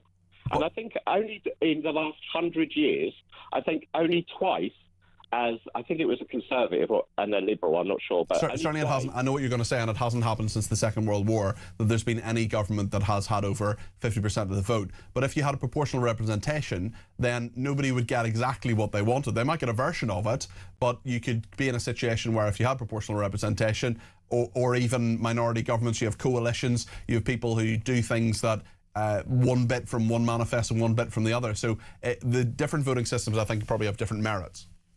Yeah, but in Europe, I think the UK is the only country that doesn't have some sort of proportional representation. I think it's only us in America. So we have it in some parts of the country. Of course, we have it in Wales, we have it in Scotland, we have it in those Northern Ireland elections. But I take your point absolutely, Kevin, about the national parliament. And that's a big debate, and I'd love you to ring me again to discuss this further, because you clearly have some very, very intelligent thoughts on it, even if we don't agree on everything, and that doesn't matter. Thanks to Kevin in Basingstoke. We're going to talk in just a second about what's happening in Israel, because Israel's health services are under huge pressure with everything that's happening at the moment. Stay with us.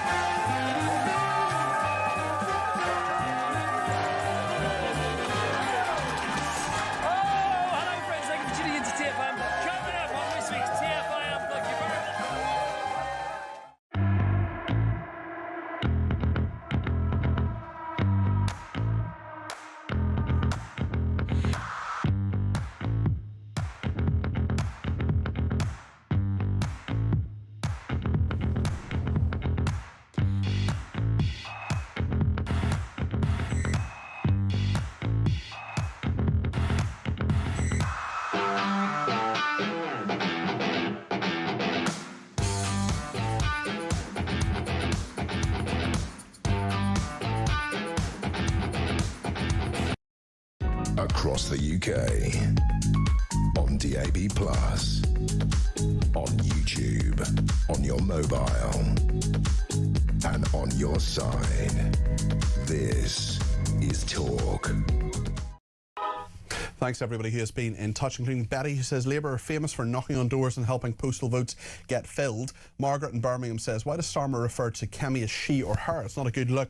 It's supposed to be my right honourable friend. Well, I think he would actually say the right honourable lady, because he's an opponent. Friend is usually in your own party. Have you a title for your new show? Evenings with Peter Cardwell sounds good. We haven't got a title. Maybe you should get a title. We're not the political asylum. That was Kevin's show. So yeah, maybe we do need a new title. Actually, Margaret, I will talk to the powers that be about that. I wouldn't just make it up myself. I would defer to the powers that be. And as one of my colleagues once famously said, who are we to question? Who are we mere mortals to question the wisdom of management? Well, they gave me this job, so I'm very happy with their judgment, I must say. Clayton in Dartford says, is Kevin unaware of the postal voting scandal that affected Tar Hamlets a few years ago? Very, very good point there. But I want to talk about Israel now, and Etty Rosenberg is with me, a senior nursing executive at Israel's Clalit Health Services. Is that how you pronounce it, Ali? Have I got that right?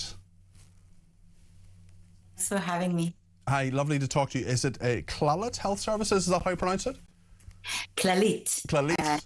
Services, the largest health services in Israel, actually. Excellent. Okay, well, I'm afraid my Hebrew isn't fantastic. As you said, is the largest health organisation in Israel. 5 million people across 14 hospitals. When there is a war on, how difficult is that job? Difficult at the best of times, but you must have a lot of extra challenges. There are many challenges because the organization insures 5 million people that are in 14 hospitals, but also in thousands of clinics all over Israel. It's very much like the NHS because we have both patient districts and hospitals. So it's complex in terms of moving the patient in hospitals to underground. We actually have parking lot made for underground hospitals. You have a parking lot, and because of the bombs that are falling, you've got to treat people there. That's right. We started that on COVID. As you probably remember, we all had to have separate places to people for COVID. And it turned out to be the right way to treat people when we have war, because we have to make sure they have safe surrounding and safe spaces, and everybody can get the healthcare they needed in time like that. Because Israel has been under so much attack, obviously the 7th of October attacks, you've dealt with COVID as well, now direct confrontation with Iran, this prolonged state of emergency, how has that reshaped your healthcare system? Well, it takes a toll from everything, but we do it in two ways. The first one is to move the services to a remote healthcare system, to make sure that you don't have to meet your physician or your nurse. You can really talk to her over video and have the kind of care that you have, from all kinds of ways that you stay at home. And also we have to be very proactive to go to the homes and give people a home care, even a hospital in home. But also we have to prepare the medical team for the underground. And how do people feel when they're being treated underground? Are they more anxious? Because, of course, not just actually being treated for illness, but there must be such stress on their mental health given the war is going on. Definitely. The stress is both physically and mentally. But I think what we've seen here over the last 2.5 years, that we sort of used to that, and they're feeling more safe underground.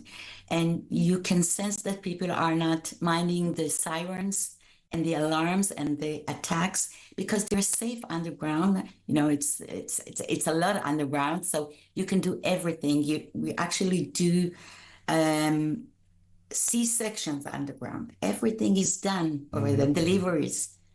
Wow, babies are born. I know the Iranian I know the Iranian missile struck the Saruka Medical Center. Yeah, I mean, that must have been very, very difficult for you as a physician. Tell us your thoughts on that. I'm a nurse, but it was a dramatic moment in our life. You can't imagine what happens when you strike a hospital. This is something you don't do.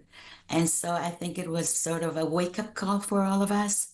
We were preparing for this time in terms of teams, and the hospital is ready, but you even make it even faster and more innovative and more agile when you find out that some part of the hospital you can't use it.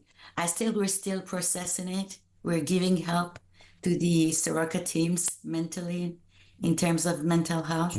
It's not easy to healthcare professional to go under that. Yes, I'm just fascinated by these underground hospitals as well in the car park. I mean, have there been any kind of human moments? Have there been anything that's kind of moved you that's happened there, especially with the chaos that's happening around you? And you must, of course, have to keep the people like you, the nurses and doctors, safe too. Oh, there were so many moments. I think for me personally, it's always that moment that I hear the siren from outside and the cry of a first baby that was born on the same moment. That blends of music, if you can call it that way, or voices is so unique. But also what we do for the medical team is we try to give some help mentally. Just the other day, the therapy dog came to visit the teams, and they sat with him and they hugged him, and we've got sessions of resilience coach that we give to the teams. So we try to handle both the situation for the patient, but also for our teams. Well, let's hope that those children born in that underground car park hospital who, as the sirens wail, will grow up in a much safer Israel and a much safer Middle East. Real hope for the future. You're doing great work there, Etty Rosenberg, who is Senior Nursing Executive at Israel's Clalit Health Services. Thank you for joining us on the programme. Andrew in Herne Hill is first off the mark. He says the title for your new show should be Room 101. I think that one's taken, Andrew, but a really good point, actually. What should the show be called? Evenings with Peter Cardwell sounds a bit dull, doesn't it? What are your suggestions? Let me know your thoughts. Text them in 87222. You can send me a WhatsApp 0344 499 1000. So much to talk about between now and 10 o'clock. We'll take all of your calls as well, and we'll talk about whether having a dog is good for your health.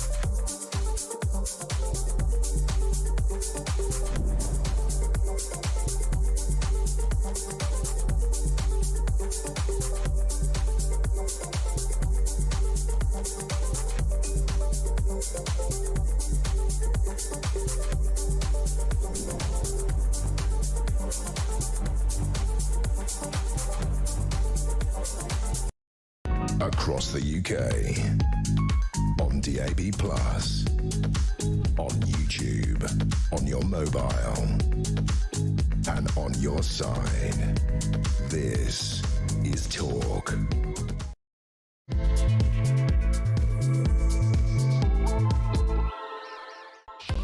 Day 5 of war on Iran will reflect all of that, especially what President Donald Trump has been saying, and Pete Hegseth, who says Iran is toast. The regime anyway. The people hopefully will be free and the regime will fall. We'll talk all about that. Also, Starmer's criticism of Trump, saying that there's no viable plan. We'll put that to Greg Swenson, who's chairman of Republicans Overseas UK. We'll also talk about what you want to talk about too. Iran, of course, comes up. Postal voting is something that people want to talk about. Reform UK, what America's doing, and there are people who are agreeing with Starmer and saying that I'm not actually being truthful when it comes to the legality of the war. We'll talk to all those callers if we can, and many more besides. Give me a ring, 0344 499 1000. You can text me 87222 with the word talk in your text. You can tweet me at talkTV. Follow me at Peter Cardwell. You can send me a WhatsApp voice note on 0344 499 1000. Keep it to less than a minute, please, if you would. You can ring me on that number, and you can send me a WhatsApp text message on that number too. However you want to communicate, whatever you want to say, let me know, because there's plenty of time between now and 10 to have that discussion. We'll also be talking about whether having a dog extends your life. As you know, I'm a cat person, and we're asking the question, what should this programme be called? Elisa says Evening Pulse with Peter Cardwell, or another suggestion is Yes, Really with Peter Cardwell, which is something I do say from time to time. Lots of suggestions coming in. What's yours? Let us know. The Peter Cardwell Experience, says Dave. I'm not sure that's necessarily the right one, but it's a good suggestion. Keep them coming. So much to discuss here on Talk between now and 10. Stay with us.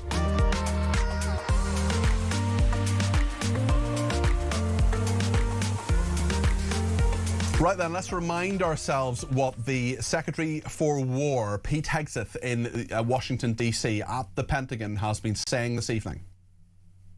We are only 4 days into this, and the results have been incredible. Historic, really. Only the United States of America could lead this, only us. But when you add the Israeli Defense Forces, a devastatingly capable force, the combination is sheer destruction for our radical Islamist Iranian adversaries. They are toast, and they know it. They are toast and they know it. Strong words from Pete Hegseth, but have there been such strong words here in the UK? Let's see how Starmer has been talking about this at Prime Minister's Questions today. He was questioned by the Leader of the Opposition, Kemi Badenoch. They might not like to hear it, but they are going to hear it, Mr. Speaker, whether they like it or not. Is it not the truth that he is prioritising his job security over our national security? Mr. Speaker, I spent the week protecting British lives and our national interest. Mr. Speaker, moments like this define a leader of the opposition. They can either step up, act in the national interest and show that they're fit to be Prime Minister, or they can expose their utter irrelevance. She has chosen the second. Also, Keir Starmer last night, there was an iftar celebration. It's Ramadan at the moment, and he was at pains to point out to the Muslims assembled there that the UK had no role in this. Let's just see what Keir Starmer said last night. But on Iran, I want to make clear the UK was not involved in the offensive strikes of the US and Israel, and that remains the case. Keir Starmer last night. Well, interestingly, the special relationship under a lot of strain. So many of the papers this morning covering what Donald Trump said yesterday about Keir Starmer. He's no Churchill. I mean, we know that, but what a withering criticism from the President of the United States. Let's speak to Greg Swenson. He's chairman of Republicans Overseas UK. Greg, great to have you on the programme again. Where do things stand, do you think, from America's perspective? Because we're in a situation that this is ongoing. Is there a strategy? Because Keir Starmer has had some sort of, well, quite a lot of doubt on all of that as well. Yeah, it's really tough. It's really hard to watch Keir Starmer, backpedaling and trying to please both sides. It's really difficult. And, I saw that, pandering to the Muslim community and forgetting that so many Muslims have been killed by the regime in Iran, both Shiite Muslims and Sunni Muslims. It's not a religious thing. They'll just kill anybody. And so no mention of that at all from Keir Starmer. And so this is such a missed opportunity for him. It's a real own goal. At least the French and the Germans have flipped and are offering their support. That denying the use of Diego Garcia, horrible moment. So, a lot of headlines were saying it's the end of the special relationship. I'm not sure of that. I think it's a speed bump. We've had speed bumps before. We had them in the Biden years. And I do think that, we can kiss and make up here. But the president is rightly disappointed in the prime minister. Yeah, it's interesting about his disappointment. That has been very, very clear. He said that to the Sun's Harry Cole. He said that in the Oval Office as well. Also, Starmer saying that there's really no viable plan for Iran. They're two fundamentally different people, but our relationship is so incredibly important. I just wonder, as this war continues, do you see that fissure, that divide being wider because of that fundamental disagreement? We think back to Vietnam, for example, with Harold Wilson refusing to send troops there. Yeah, and there's definitely some history here, and I get that. And I think that we in the U.S., learned some valuable lessons from Iraq and Afghanistan as well. And so, but I do think in this case, the president, he's probably not going to share a lot of the plans. I'm quite sure there are plans for the outcome of regime change. The regime change is not the primary reason for this military action, but it's surely a possible outcome that we would all like, and I think the Iranian people would like, and especially the Iranian diaspora, many of whom we know in London. So, I think this is a great opportunity for the Iranian people, but I don't see the president, sitting down with the prime minister and saying, okay, here are the potential outcomes, because he doesn't have our back, and that's the troubling moment here, is that he had an opportunity to help an ally, especially on the heels of the drama around the Chagos Islands. Yes. And the first thing he does is prove the point that we need to have the Chagos Islands because we can't trust the prime minister to allow us to use the base. You could say the same for Greenland, for that matter. It's a very, very good point. I just wonder about Congress, because the Senate, we know, is attempting to limit the powers to strike Iran. They're talking about that and debating that, I think, at the moment, actually. I just wonder what the political context is, not just in the Republican Party, but the Democrats as well, in Congress and in the Senate. Maybe you could talk us through that. Yeah, sure. It's purely performative, this whole conversation in the Senate, and if they have one in the House, because the War Powers Resolution Act of 1973 gives the president the power to take action without any approval from Congress. Funny enough, we never actually declared war in Vietnam. You mentioned Vietnam before, Peter. But the president, according to that law, does have to notify Congress, which he did, obviously, within 48 hours. And then they also have a 60-day that can be extended to 90-day limit where the Congress can demand that the troops are withdrawn. Well, first of all, the administration has complied with the 48-hour rule. 2, there are no troops on the ground in Iran right now. And 3, the reason I say it's performative, Peter, is they don't have the votes.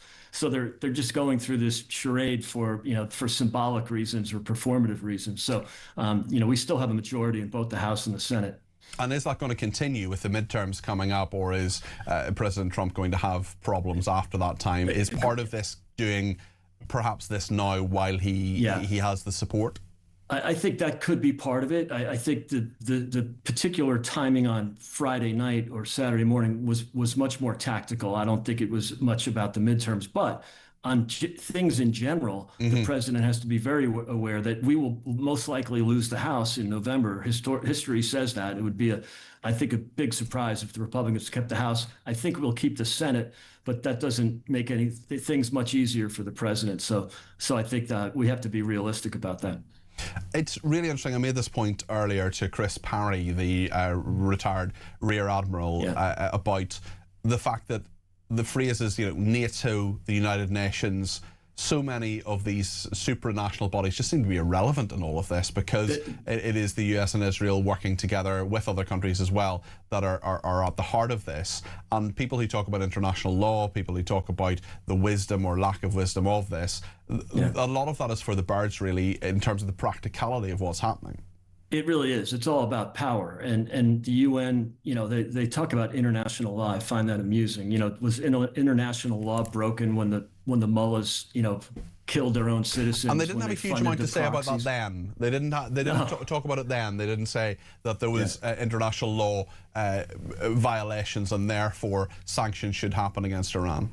Yeah, exactly. And when they were funding the proxies that were killing, Israelis, but killing Americans as well in Iraq for 20 years, 600 American soldiers and many British soldiers lost their lives because of Iranian or the regime's IEDs. And so, there's not a whole lot of talk about that from the UN or these other multilaterals. So I think that, the U.S. military, much like the British military, when they're working with us, are forces for good. And if the UN is on board with it, great. If they're not, who cares?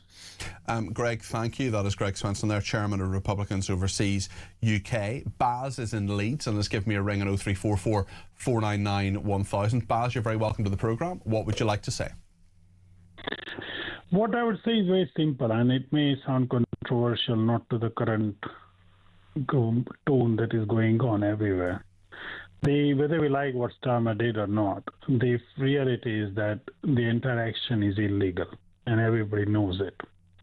Nobody will say it, especially... No, lots of people have said it, Baz. I suppose the point is, does it matter?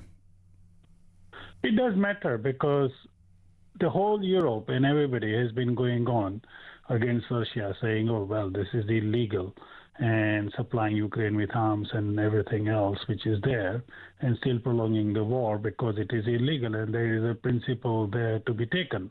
A stand should be taken, and everybody's taking it, which is fine.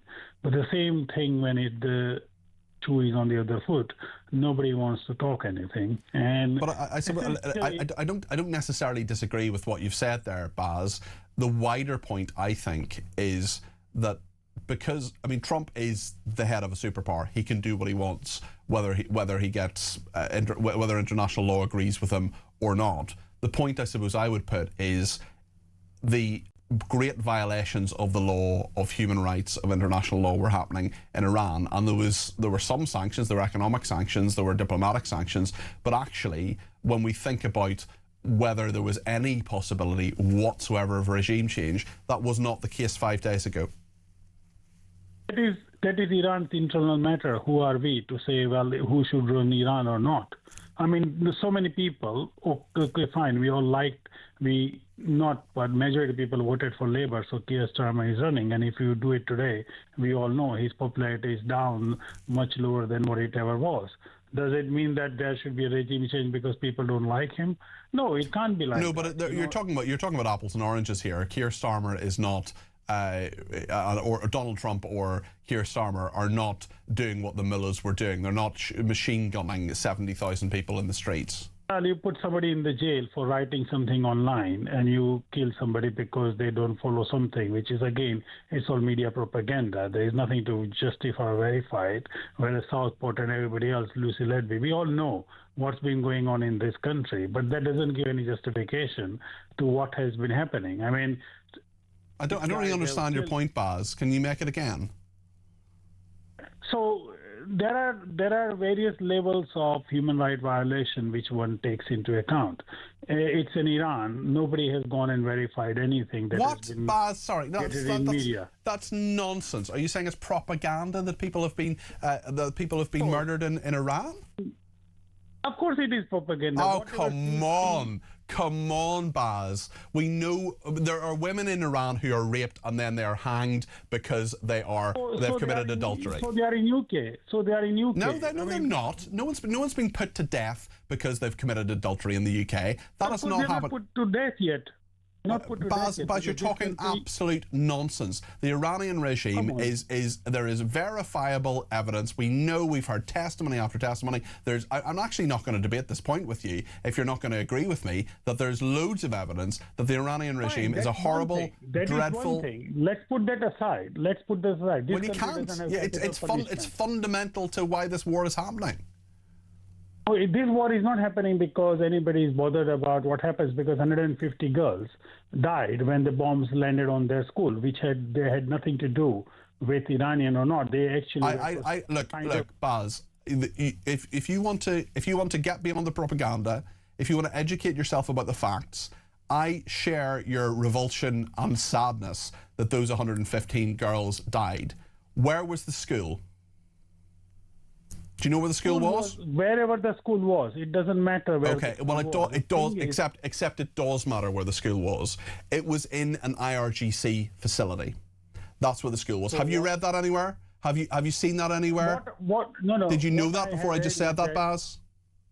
What I have read is that Americans and Israelis are so powerful, and they are, that they can read whatever is written on a stamp.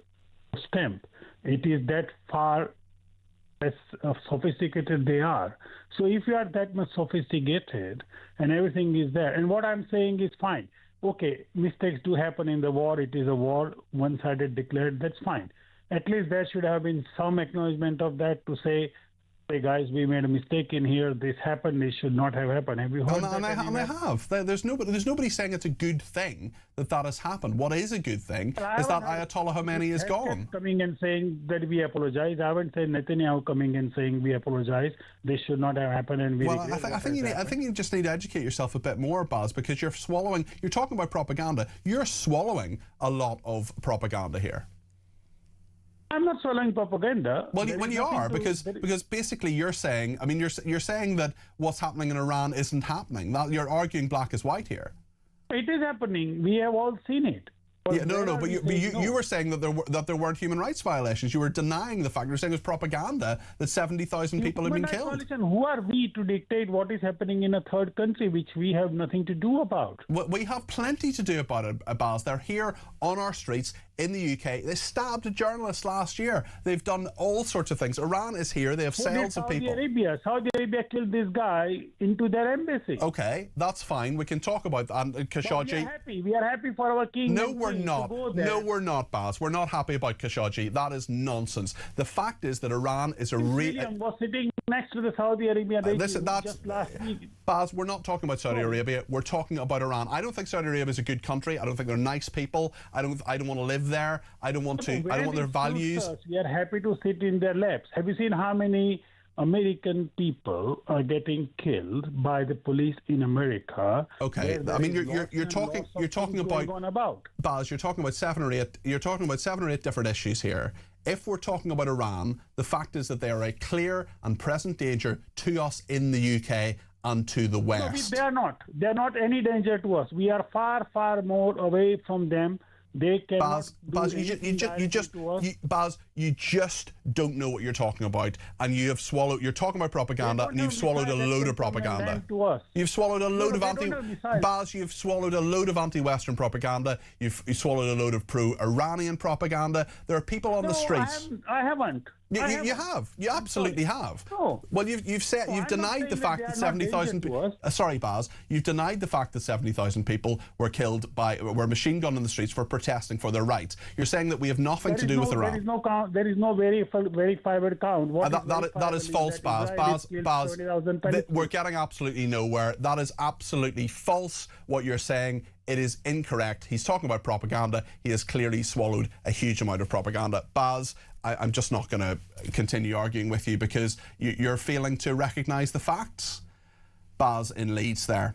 0344 499 1000. Stay with us.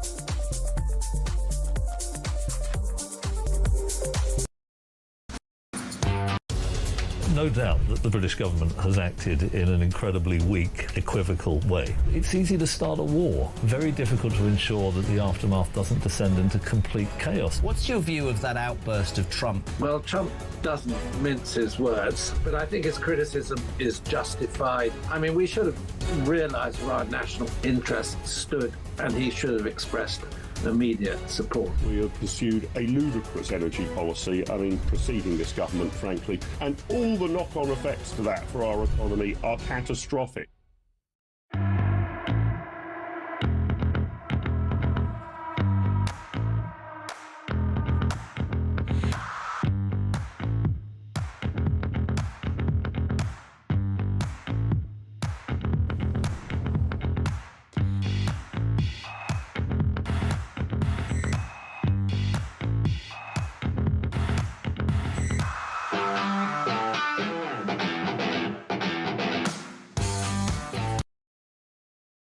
Across the UK, on DAB+, on YouTube, on your mobile, and on your side. This is Talk. Thanks to Bob in Cheltenham, who says after that last interview with Baz on the phone, maybe the show should be called Cardwell Smackdown. Matt says the political compass with the PC aspect of it. We have so many different suggestions. Jess says Peter Cardwell's watershed. The PC Brigade, says Michelle. Very interesting. Catherine says perhaps the show should be called Talk Live and Free with Cardi P. Great show as ever. Catherine, who says she's a cat person. Well, we're going to be talking about dogs in just a second. Catch up with Cardwell, says Amanda. Jack says political posturing with Peter Cardwell. The Late Show. Peter's Perfect Politics, says Sally in Islington. Richard, who's a cabbie in Somerset, says news wrap with Cardi P. How about Cardi PM? I quite like that, actually, says Ian. You should call your show the Catman Show. Ian in Glasgow. AI came up with some good suggestions for evening show. Some of my favourites include Cardwell Tonight. Ooh, I like that. Cardwell at 7, the Cardwell Report, and the Peter Cardwell Show, says Ian. Well, thank you. Carmen in Hampshire says, how about agreeable but not disagreeable? Great show and lovely to see you more often, says Carmen. Thank you, that's very kind. Sarah in Croydon, how about Cardi P's political discourse, or Peter Cardwell's political discourse? I love seeing you in the evenings. Well done, Peter, I'm very proud. Thank you, Sarah, that's lovely. And a couple have certainly used, I think, perhaps inspiration from the former name of the breakfast show. Now, of course, it's called the Jeremy Kyle Breakfast Show, but it was at one stage called Morning Glory. And Sam, who's from Bexley, says, if the breakfast show was called Morning Glory, can this one be called Happy Ending? Peter Cardwell's Happy Ending. No, it can't. Sam, is what I would say. Another person says, great job, you're in the new slot. How about for your new show name, Mass Debates with Cardi P? No, we won't be calling it that either. So thank you very much. But those are really, really good suggestions. Keep them coming in. 87222 is the number to call. Or the number to text, I should say. I want to talk now about animal welfare and about the welfare that you have if you have an animal, because there's some really interesting research out that suggests that having a dog may extend your life. You know, I'm a big animal person. I've got a cat, not a dog, but a cat.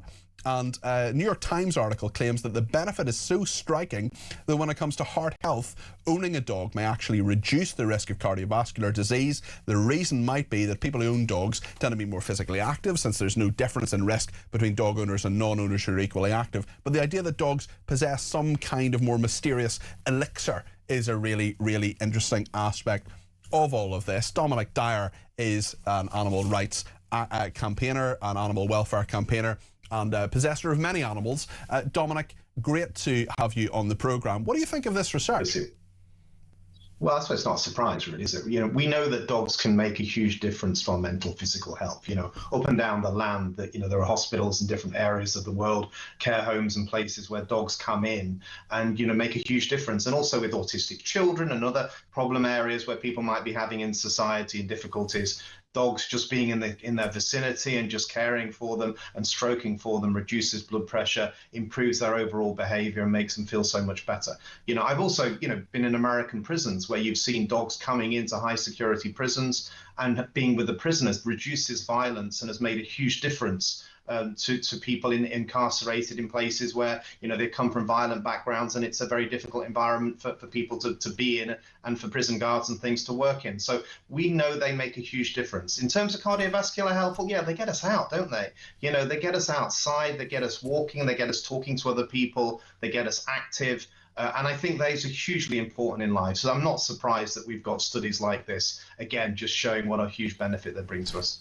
Jennifer Ewing actually is one of my regular guests from Republicans Overseas. She's a massive animal person, dogs and cats. And she sent me a video recently about the prison. You mentioned prisons with dogs, but prisons with cats as well, where prisoners were given rescue cats to look after, and actually sometimes when they misbehaved, but they misbehaved a lot less when they were actually looking after the cats and having the sense of responsibility that was there. Well, actually, you know, the cats could be taken away from them basically as punishment if they hadn't done, or if they were sent to solitary confinement for a few days or whatever, that they had you know, that they'd done something wrong, and that was a really, really big thing for them, a big emotional thing, and they wanted to avoid that as much as possible. We know, of course, that animals and pets can be great companionship for people as well, and people do live longer. I just, you know, I relax in the evenings and go back after the show, generally watch a bit of telly or whatever, and Jack, my cat, is there. And I just know, Dominic, that there is just such a warm feeling and a feeling of well-being that you can have with your animals, which clearly has been borne out by this study. Absolutely. And we just don't know, do we, about the relationships we have with cats and dogs, because they go back tens of thousands of years. You know, they've been part of human civilization as we've evolved. You know, so much has changed in the way that we are on this planet in that journey of time. But cats and dogs have been with us on all of that journey. So that they're a significant part of our life. They make a huge difference to our mental and physical well-being. And of course, we are really distraught when we lose them, you know, and we're beginning to realize how important it is that people can grieve for the loss of animals, employers giving people time off, and really beginning to consider the implications of when you lose animals that have been by your side for so long. But yeah, they are incredible. And I think the more evidence we see. It's a really interesting point you mentioned there. I mean, I had, until I was about 25, I had 4 grandparents. And I can honestly say, you know, all of them died at their time. I was sad, of course, but I didn't really grieve them because they were old and they'd had a good life. And there was once, you know, I wouldn't want them to have a bad quality of life. But I've experienced grief twice in my life, and once was when a very close friend of mine died of lung cancer, and secondly was when my cat died when I was about 27 or 28, and I was really, really, really sad. And that's an emotional experience too. Of course, that's got all the different aspects of an emotional experience. I just wonder, Dominic, what you would say as an animal welfare campaigner who I admire greatly, has done fantastic things. What would you say to people who are thinking, do you know what, actually, maybe it's time we got a dog for the kids, or maybe I'm an elderly person, maybe I'll get a dog, get me out and about a bit more, or maybe get a cat or something? Because when people are thinking about getting animals, there's a very important message there as well, isn't there? I think rescue at the moment, you know, that's Absolutely. the most important breed, I would say, Peter, because Totally. we have, you know, centres up and down the country full of cats and dogs. And so many people got animals during lockdown. So many didn't think about the long-term consequences of the costs of looking after them. You know, I've been saying for years, and I think this is something that government have failed miserably to do, was to consider the implications of the cost of living crisis on companion pets. Yes. And how, you know, I said to DEFRA officials and government ministers that they should have thought about setting up some sort of, you know, safety net scheme, working with charities like the Blue Cross and the Dogs Trust and you know, Cats Protection League, so that actually we would have some publicly funded support, charitable support, to help people meet vets bills, meet food bills for their animals. They haven't done that, and the consequences we're seeing at the moment are that, you know, rescue centres up and down the country are full of animals that can't be looked after. The best thing I could suggest, if people do want to get companion animals, and it's wonderful if they do, and they bring a huge benefit to your life, is go to one of those centres and get one of those rescues. Adopt, don't shop. Absolutely. Thank you so much, Dominic. Great to talk to you as always. Dominic Dyer there, animal welfare campaigner. Michelle is in London, and she's given me a ring on 0344 499 1000. You're a dog person, I understand, Michelle? Oh yes, I love all animals. I just don't like humans, Peter. It's just a fact. I was very ill. I was going under doctors and hospitals, and I was losing rapid weight. And it was only like my dog was behaving weird.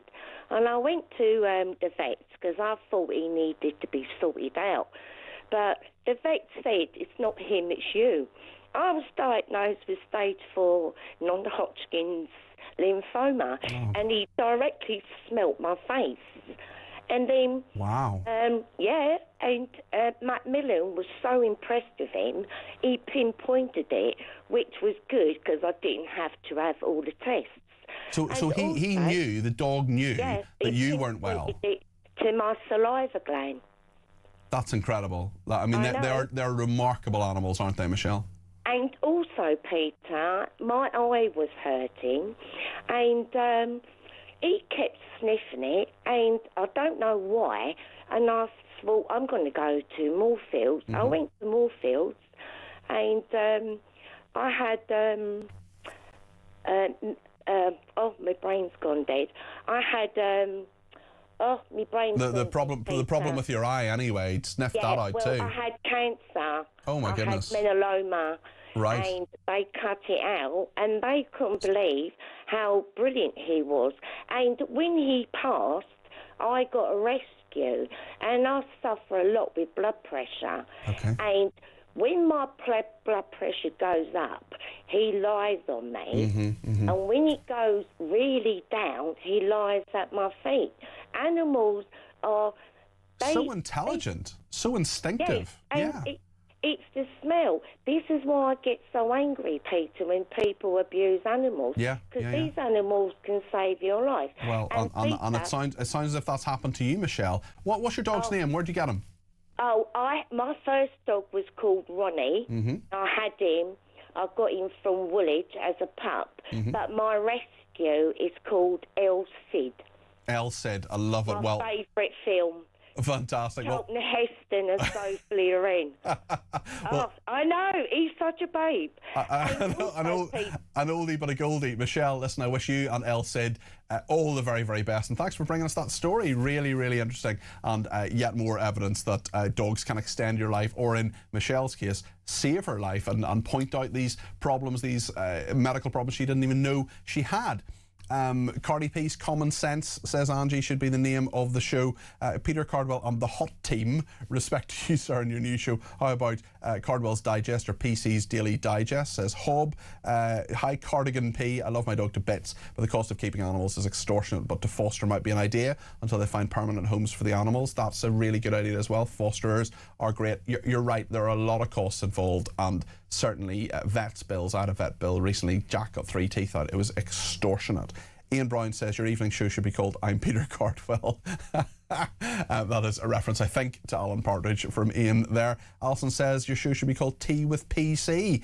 And Pete says you should call the show PC's World, where the news is electric. So very, very interesting suggestions there. Keep them coming, and we'll talk about the big stuff as well. There's so much to discuss. I know someone wants to talk about the call with Baz a moment ago, which certainly seems to have got you racing to your phones. We'll take a short break, then we'll speak to Harry in Sheffield about that. Stay with us.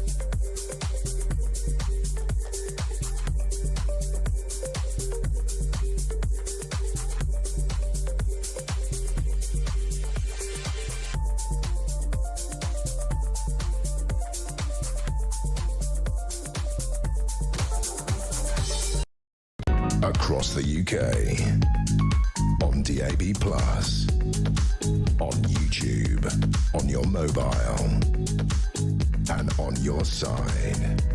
This is Talk. As promised, Harry in Sheffield is on the line, 0344 499 1000. Harry, great to have you on the programme. That was quite a call with Baz.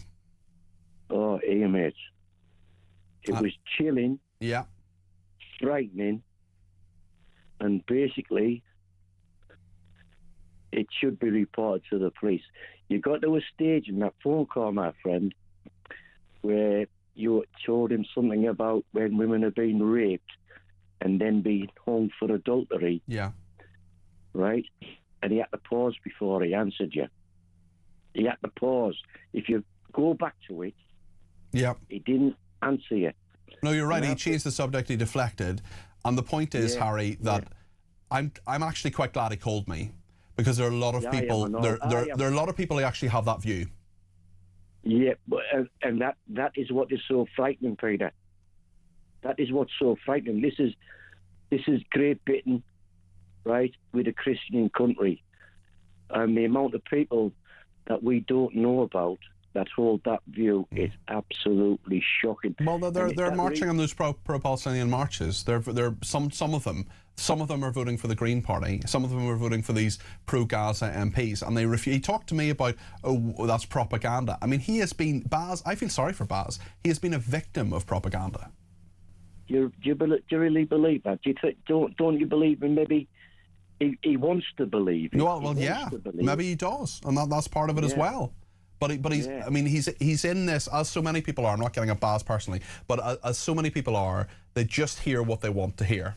They don't think critically. They don't see different sources. They don't have, they don't look at different. I mean, I tell you something, Harry. I don't know about you. I read The Guardian from cover to cover at least once a week. I want to see what the enemy's up to. I want to see that they are, giving a platform to the foreign minister of Iran, for example. I want to know what they think. Because then I know what I think. Well, you spread it about, don't you? You look at this and you look at... You need to look at other people's opinions all the time. And this is what people in this country don't really do. But I'll mention papers, the bar, some the dairymen and stuff like that, the working class. But they're getting fed stuff and they don't really... It's like you say, propaganda, they don't question it. Yeah. They don't question. Yeah, yet he was questioning my facts as well, which I just find bizarre as well. Harry, listen, thanks for your call. I really appreciate it. I appreciate the support Peter, as well. Peter, please put that out. Put it on more than YouTube. We're going to put it out on social media. I know Dean, the producer, is nodding his head. So, Harry, listen, thank you very much for that. It's Harry in Sheffield. Should just take a moment, actually. This is the third show that I've done this week, and I'm new to this show. And on the end of my Saturday and Sunday shows, I usually read out the names of the team. I can't really do that on these shows just because of the way the format works. But I do want to say I've had an amazing welcome from the top team behind the glass on this show. Dean is the producer, Sam is the technical operator, Matt's the assistant producer, Davis and Luke and a few others, Yana as well, have been the visual producers as well. We have Connor out of the control room as well, out in the office, who's cutting all the clips and everything. We have strap writers, Jody, loads of different people who make the show. It's not just me. There is a whole team behind the glass as well, and they've done a fantastic job over the last 3 days, and I look forward to working with them as time goes on. And we get a new name for the show as well. David in Uxbridge has been in touch about Iran. David, you're very welcome to the programme. What would you like to say? Hello. It wasn't about Iran. It was, it is correct, connected with that previously. The show's kind of moved on a bit. Basically, I'm very impressed with the whole thing with President Trump. You think he's handling this well? Yes. I mean, I basically, I'm on the same page in the hymn book as you. Okay. Everything you've said about the whole thing. But the thing is, the world is moving on, and it's becoming an exciting world, all this space stuff and everything that we're not involved in. And the European Union is stagnant. And in my mind, I think we should be moving back towards America. And what I would like to see, I'm quite happy with the idea of being the 51st state, but that would be a lot for everybody to swallow. But what I would like to see is an arrangement like Australia and New Zealand, whereby they can work in each other's country and move into each other's country and so on. There's one clause, though, which doesn't apply to the European Union, and I think it's a failing of the European Union, is the fact that this is available to the citizens of both countries, They basically just got to get on a plane. Yeah. However, you cannot do it if you're a criminal. Yeah, so well, as a criminals bouncing around the European Union, causing all kinds of havoc, which we just didn't need to have. Listen. Russell Crowe, for example, is not an Australian. He's a New Zealander. I didn't know that. Okay, very interesting. He doesn't know that. Yeah. Well, he's going to be an Australian, but he said he wants to go through due process. He said, they could do a backdoor sort of deal with the Prime Minister. They'd be happy to have him. Okay. And but he doesn't want to do that. He wants to do it. I did not know that. That's David. all they do, And we had a plan ready to go, and Boris Johnson was my great hope for this. He wanted to reunite the Anglosphere in Kanzuk. And Kanzuk has just run into the sand. Well, listen, we'll see. But Donald Trump, personally, the words came out of his mouth. You can trace it down somewhere. Okay. He desired a commonwealth with the United Kingdom. David, thanks for your point. That's David in Uxbridge there. We're going to hear from Mary in Cyprus in a second after a short break. Stay with us.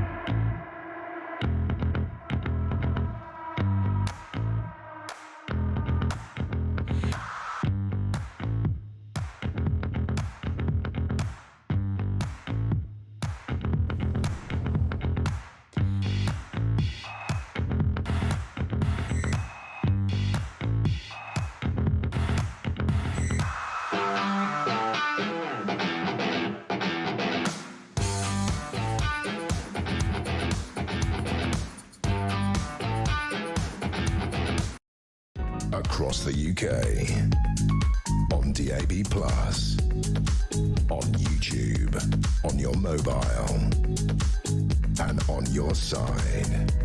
This is Talk.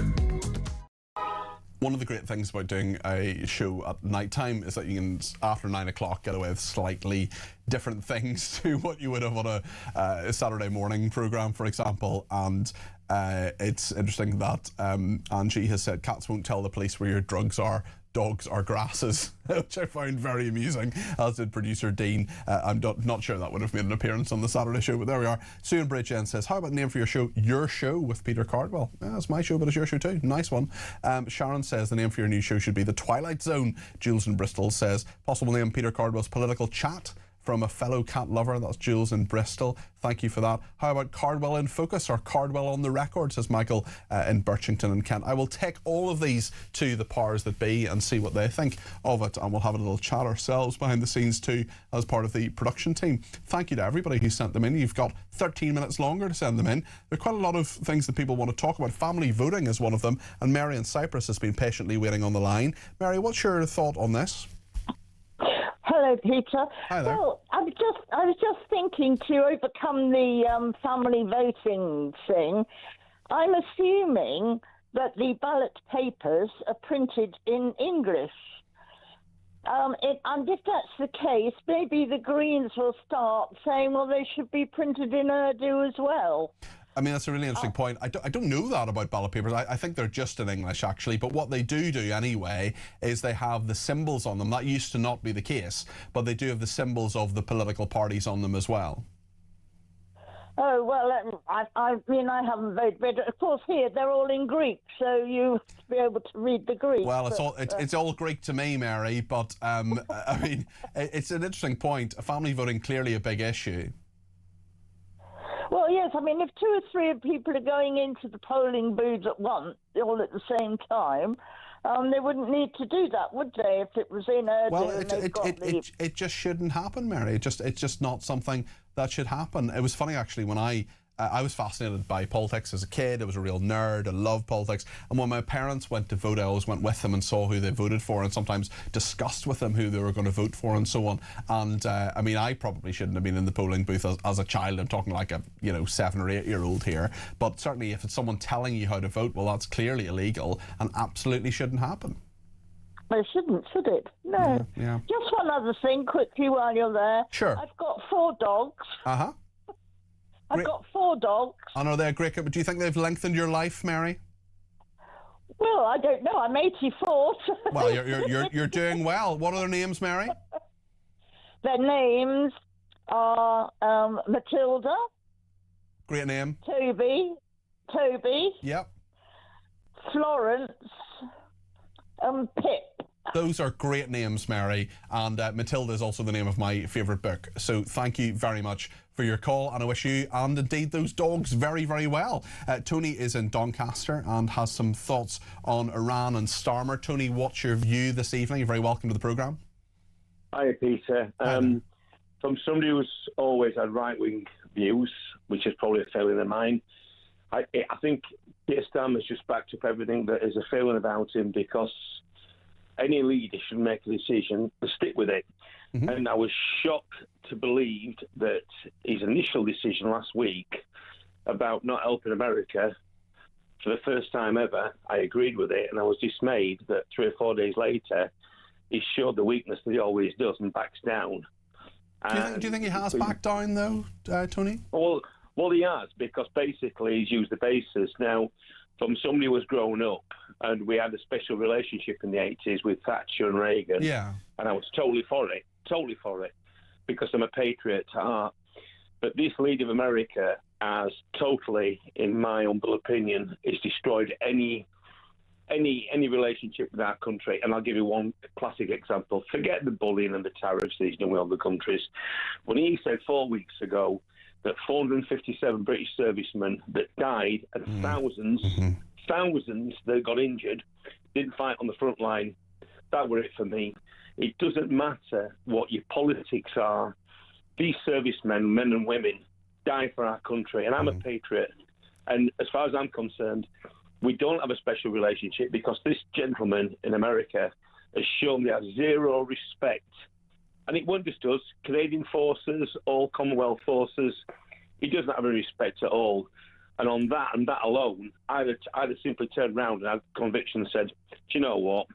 We're not helping you any longer, because you have no respect for us, because as far as you're concerned now, you've already made your decision that all we are is a minor player in your role. So Tony, we don't have a special relationship. It's really interesting you make those points, and I think a lot of people felt that. I remember broadcasting about it at the time, and how annoyed people were, how offended, how viscerally people feel this, because there are so many people who watch and listen to this programme who are either veterans or have served in some way, or been civilian staff, or been police officers, or people who've served their country in uniform in some way. There are a lot of military families. There are a lot of people who just thought, actually, that was a throwaway comment. I'm not minimising it at all. It was a stupid comment. It was an ignorant comment, and it was deeply offensive. And for you, clearly that moment mattered and has had implications right now when it comes to what the special relationship actually is, Tony. Well, it is on the basis that I'm under no illusions that this government in Iran is an evil axis, but we turn around and we say, well, why are we attacking them? Well, we're attacking them for two reasons: either one, to get rid of nuclear weapons, or two, we're getting rid of them because of regime change. A regime change will not work because these people, with the greatest respect of their ideology, you can't crush their ideology. So all you will do is one lead will trace with another. And you know this, Peter, as an educated man. You've only got to look at the Middle East for the last 20, 30 years. Every time the West has got involved with this, whether it's Iraq, Libya, the Brotherhood Spring in Egypt, one dictator replaces another dictator. And here's my last point. If I'm wrong, and you're going to say, well, we should do this anyway. Why we're not attacking Saudi Arabia? They've got the worst human rights on record. Why we're not attacking North Korea with all the nuclear weapons they've got? The perception to me would be, as a patriot, and we should be considering ourselves with our own country and our own borders with immigration, we seem to cherry pick the people who we can take on the listen, I think that's a perfectly valid criticism, Tony, when it comes to the human rights record of Saudi Arabia. I think it is a totally valid criticism in many ways, actually. I respectfully disagree with you on a number of points, but that doesn't matter. I'm really interested to hear what you have to say there, Tony. And I think the point I would make is you can't do everything all the time. And Trump's point, anyway, is that this was an imminent danger, certainly to Israel and to America as well. If Iran were to go over the top and get a nuclear weapon, that in itself was something that had to be dealt with urgently. That's the point they would put. What would you say to that, Tony? Well, my point would be to that. I have no respect for Iran, none at all. But I don't have much respect for Israel, and I'll tell you a good reason why. In 1982, and you can fact check this with Independent and the MOD records, Israel supplied over 600 Stinger missiles to Argentina to fight our guys in the Falklands. And I know from my family with a military background, we're talking of a country there that supplied missiles to fight our soldiers in Falklands. So with the greatest respect, I have no respect for Iran, and I don't have much respect for Israel. I have respect for my country. Okay. Tony, again, I disagree with you on a number of points, but I really appreciate the call. You've made your points in a really eloquent and intelligent way, and I mean, this is absolutely the essence of what we do in this show. We disagree without being disagreeable, and what a contrast from Tony's intelligence for Tony's intelligence, his well-argued case there. Even though I disagree with him, we could have talked a lot longer.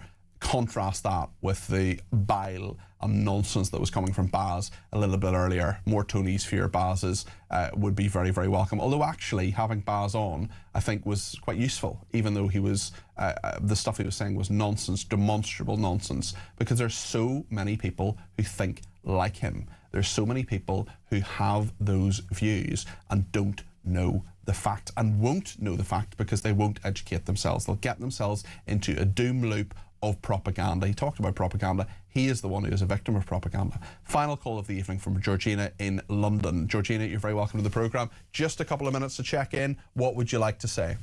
Well, it's about Keir Starmer's handling of the Middle Eastern conflict. In this conflict, Peter, you're either on the side of the good or you're on the side of tyranny. An ally or an enemy. There's no Switzerland in this, no middle ground. You pick your side and by God you stand by it. You know, you've got to realise that what's going on here is absolutely terrible. It's not good for any side. We hate anyone getting killed, but we have got to be on the side of our allies. Keir Starmer is a human rights lawyer. He's not and never has been Prime Minister material. He's completely out of his depth here. He's wooden, mechanical. He has no passion for our country, and he only seems to become animated if, God forbid, his precious Muslim constituents are offended. It's an absolute disgrace. We need decisiveness, Peter. We need strong leadership. We need action. But as it stands, the UK has never looked or never really been militarily as weak as it is now. And that is thanks to this and other prior governments since Margaret Thatcher. We have a spineless, gutless coward of a human being that's running our country, Peter. He's made us a laughingstock of the globe, and he's hiding behind the veil of international law so as not to be liable of taking accountability or responsibility for his decisions or his actions. He's trying to straggle his loyalty, Peter, to the Muslim constituents and his duty to our country and our biggest allies. And this is making him look more pathetic by the hour. Georgina, listen, thanks for your points. We'll just have to leave it there, but I really appreciate you giving me a ring. That's Georgina in London there. Final suggestion of the evening. We're asking people what they think the show should be called, because it doesn't actually have a name at the moment. It's just Peter. Alan says, how about Cardwell's Corner as the name for your new slot? That was actually the name of a half-hour political slot I did on Times Radio until this week, because I got a new job and I can't do it now. The two shows actually clash. But anyway, the good news is I'm here, and the even better news is that Petri Hoskin is with us after the news. Petri, what's coming up in your programme? We're just trying to confirm some breaking news at the moment that ground offences have begun in Iran. Wow. Okay. Yeah, we just confirmed, trying to confirm it now. It apparently would be the Kurds, which the Americans denied they were arming. The CIA was arming in order to mount a ground offensive, although it was, anyway.